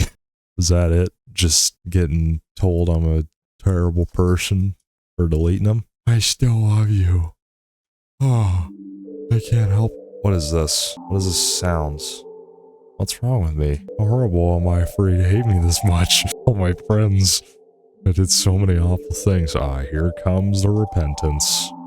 So many selfish and disgusting things. I shouldn't have done any of this. I'm just messing up a world that I don't even belong in, a world that you wanted to be a part of. I ruined it. I ruined everything. Maybe that's why you deleted me, because I destroyed everything that you wanted. How could I do that to someone I love? That's not love. That's... What is it? I've made up my mind, Diddy. I know I said that I deleted everyone else, but that was kind of an exaggeration. I couldn't find it in myself to do it, even though I knew they weren't real. They were still my friends, and I loved them all. And I love the literature club. I really did love the literature club. Then why'd you delete it? I know it's the only way for everyone to be happy. And if I really love you, it's silent. Then. What the hell? Oh, okay, it's over. Wow, holy. Oh, what the hell? Monika's gone. Is it not over? Are you kidding? Okay, we gotta do new game. Okay, I'm not... Oh, wait, this is slightly different. There's already this one girl. The girls say, my neighbor and good friends as we were children. We used to talk... Okay. Oh, waking up on time? We've been doing that for a while now. Okay, so she's not suicidal anymore. Uh-huh. But you never say anything about it. Even though we walk to school together every day, well, yeah, I always thought it was implied. It's embarrassing to say out loud. Come on, please, it's good motivation. Fine. I'm proud of you, Yuri. We cross the street together and make our way to school. As we draw near, the streets become increasingly speckled with other students making their daily commute. By the way, Diddy, have you decided on a club to join it? Yeah, a club? I already told you, I'm not really. I started to say what I always do, and I'm not interested in joining any clubs, but something tells me Sayori would take more offense to that now. After all, how could I tell her that clubs are a waste of time when she's starting a club of her very own? Oh, so Monika's just straight up gone. Actually, yeah, I think I've decided on a club. Really? Which one? Tell me. I think I'll keep it a surprise. Booyah, meanie. Be patient, prepare, blah, blah, blah. I used to have someone getting lectured by such a carefree girl. I started to realize the way I envy her. When she already put her mind to something, she can accomplish great things. So that's why I feel like I should do something special for her. The school day is as ordinary as ever, and it's over before I know it. After I pack up my things and started gathering my stuff. Let's see. Oh, I'm trying to get through this as fast as possible. I'm sorry. It's like 3 a.m. I recall the room number of the club from a flyer I saw. I walk across the school, and upstairs a section of the school I rarely visit, being generally used for third-year classes and activities. Before long, I find the room. I timidly open the door in front of me. Hello, Diddy. What are you doing here? Well, I glance around the room. So you're the one that Diddy that Sarah's always talking about? Thanks for stopping by. It's a pleasure to meet you, Diddy. We're the Literature Club. I hope you enjoy your visit. Wow, it's a nice ending. Oh my gosh. Come on, Yuri. No need to be so formal. He's gonna think we're really strict or something. Sorry, Natsuki. The tall one, whose name is apparently Yuri, seems to be quite shy compared to the others. In comparison to the girl named Natsuki, despite her size, seems like the assertive one. Well, it's nice to meet both of you. I look forward to working with you. Working? Diddy, don't tell me. That's right. Thought I decided to join yours, Sayori. The literature club. Sayori's eyes light up. No way. No way. Sayori wraps her arms around me, jumping up and down. Ah, hey, what? Yeah. Well, if this is happy, then I'm sure it won't be so bad to have you around. Not to mention there's 4 of us now. That means we can become an officially recognized club. I don't know what to say. We have to celebrate. What an appropriate day for that, isn't it? Yeah. After all, Natsuki decided to. Hey, don't ruin the surprise. Yeah, sorry. Everyone sit down at the table, okay? How about I make some tea as well? The girls have a few desks arranged to form a table. Natsuki and Yuri walk over to the corner of the room where Natsuki grabs a cupcake or something. Still feeling awkward, I take a seat next to Sayori. Natsuki proudly marches back to the table, tray in hand. Okay, are you ready? Whoa.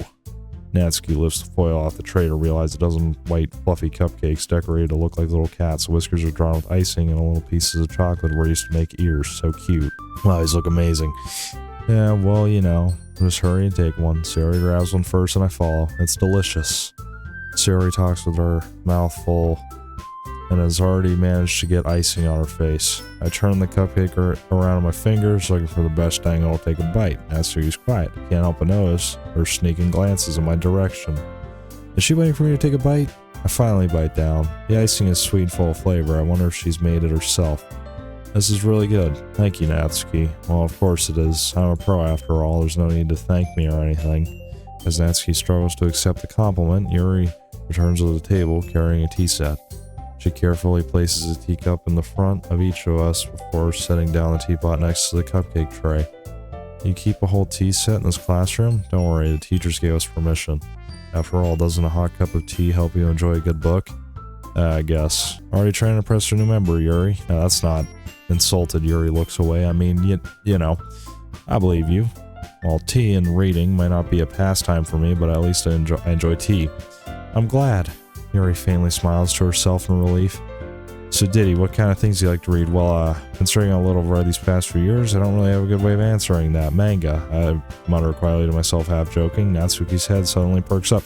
Bro, this is literally the same as the start to the game the other 2 times. A picture of Sayori is not there anymore, thankfully. Looks like she want to say something. Not much of a reader, I guess. I can change. Okay.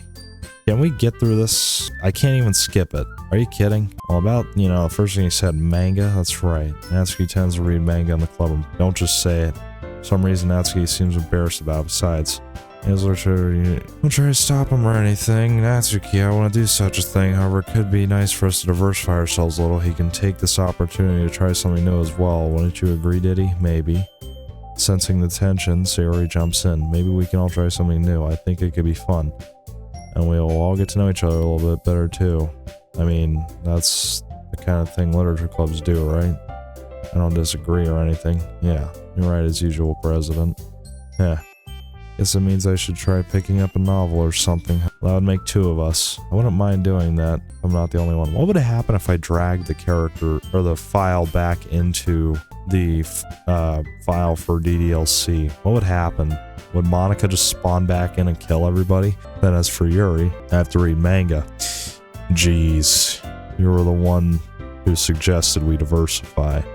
You should be a little more open-minded. It's kind of hurtful. Hurtful? I didn't even realize. With a guilty expression, Yuri thinks to herself. I'm sorry for disrespecting your interest, Natsuki. If you're into it, then blah blah blah blah blah. You're just saying that? No. I realized my error. So if you're willing to consider starting a novel, then I'll offer my gratitude by finding a manga to read as well. Really? I mean, makes me happy that you do this for me, Yuri. You can trust me to find something that you'll really like, okay? Same here. Perhaps I'll visit the bookstore after the club meeting. Just you? Would you like to come along with me? If you don't mind. Not at all. I always go alone, so yeah, me too. This is so cute. Sayori, shut up. I'll show you some manga there too, okay? Yes, I look forward to it. Natsuki and Yuri started cleaning up. I guess the meeting's over, huh? Yeah, looks like it. It's nice to see everyone getting along, isn't it? I think everyone likes you too, did he? You think so? Well, everyone seems to get along a little better with you. Something odd, did he? Don't say something like that. It's embarrassing. Well, whatever. I was surprised when he told me you were starting a club, but I think you're pulling it off just fine. We're gonna make it the best club ever. Now you joined. Every day is gonna be so much fun. Hey, Diddy. Really want to thank you. Why did the music stop? I mean, I'm really happy you joined the club and everything. But the truth is, I already knew you were going to. Weird. There's actually something else. I want to thank you for getting rid of Monika. What the hell? That's right. Oh, is she back? I know everything that she did. Maybe it's because I'm the president now, but I really know everything, Diddy. I know how hard he tried to make everyone happy. I know about all the awful things that Monika did to make everyone really sad. But none of that matters anymore. Oh, it's just us now. Oh, you made me the happiest girl in the whole world. Can't wait to spend every day like this with you. Forever and ever. Oh no, is it just Sayori now? F-O-R-E-V-E-R.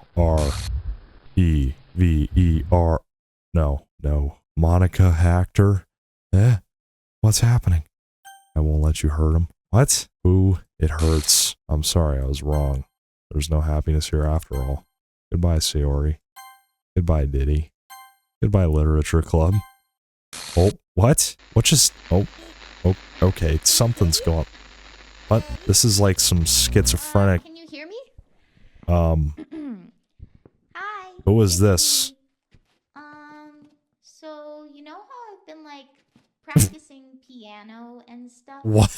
Not really any good at it. What is this? At all. But I wrote you a song. What the... I was kind of hoping that I could show it to you, because I worked really, really hard on it. So, yeah. What is this ending, bro? Playing audio DDL... Whoa, what the hell? This is just the lobby music, just in a slightly higher, like, resolution. What the hell? Oh, is this supposed to be Monika? What the hell? So the whole music thing was just like the poem that Monika was working on. What the hell? Why is it kind of fire? I don't know. Hey, pretty fire. Very good. Alright, well there we are. Oh my, that took so long. Ugh. Wow, that was torturous. I really hope you enjoyed watching me suffer. Oh, they're deleting all the pictures. The hell? Oh my, character art Satchley. Wow, that took a long time. That's still crazy that that whole song was playing the entire time. Didn't know that that was the song Monika was working on. It's kind of funny. Damn, this is fire. Low-key, a banger beat. 100% would listen to this again on repeat. What am I even saying at this point? Oh my. Oh. This is DDLC. Do I regret playing it? Yeah, but am I glad it's over? Yeah, very much, because I don't have to be harassed to play this anymore. Oh, characters are jumping around, what the hell? Anyways. Wow. That took so long. That was, I think, almost 5 hours. Monika and special thanks. Dude, seeing Diddy and P. Diddy on the thing is kind of funny. I'll leave you be. There you go. Alright, I don't know how to feel. This is my final goodbye to the Literature Club. I finally understand the Literature Club is truly a place where no happiness can be found. To the very end, it continues to expose innocent minds to a horrific reality, a reality that our world is not designed to comprehend. I can't let any of my friends undergo that same hellish epiphany. For the time it lasted, I want to thank you for making all my dreams come true, for being a friend to all the club members. And most of all, thank you for being part of my Literature Club. With that everlasting club, love, Monika. Error. Script file is missing or corrupt. Please install the game or reinstall. Okay, that's it. The game's over. I'm going to keep this short. I already kind of did my outro during that ending credits. Kind of a crazy little song. Low-key fire. That's kind of a weird thing to find out at the very end, that whole song was just the thing that Monika was working on, and it had the lyrics to it. But, I mean, kind of a unique game. I mean, I do not enjoy this style at all, especially just sitting there reading text. I do not like doing that, but, you know, we made it through. You can thank Axis. You know, I think I sat through literally everything I could have done in that Monika bit. or it was just her, because it started repeating the dialogue. I tried to get everything that the game had to offer and, get it all in a few videos. So I don't know if there's going to be a video tomorrow just because of how long this is. But yeah, there you go. Longest video probably on the channel. I guess I'll find out in editing. But I hope you liked listening to my ramblings, my debates with Monika, and reading off all that dialogue. That was kind of corny, but whatever. We got through it. We did it, and that's the game. So yeah, thank you so much for our members. They mean a lot. And I might stream this week, next week. I don't know. If I can, I'll try to do it as soon as possible, like in a few days, but it really depends. Okay, we're going to end it. We're going to end this, bro. Who knows? The stream may never happen. I'm just trying to get my VR headset set up because you guys want me to play VR Minecraft. I don't even know how that's going to go. It's probably going to be a mess. So forgive me if that ends up being terrible, but hey, here we are. It's over. Time to end this right here. I'll see you on the next one, and goodbye.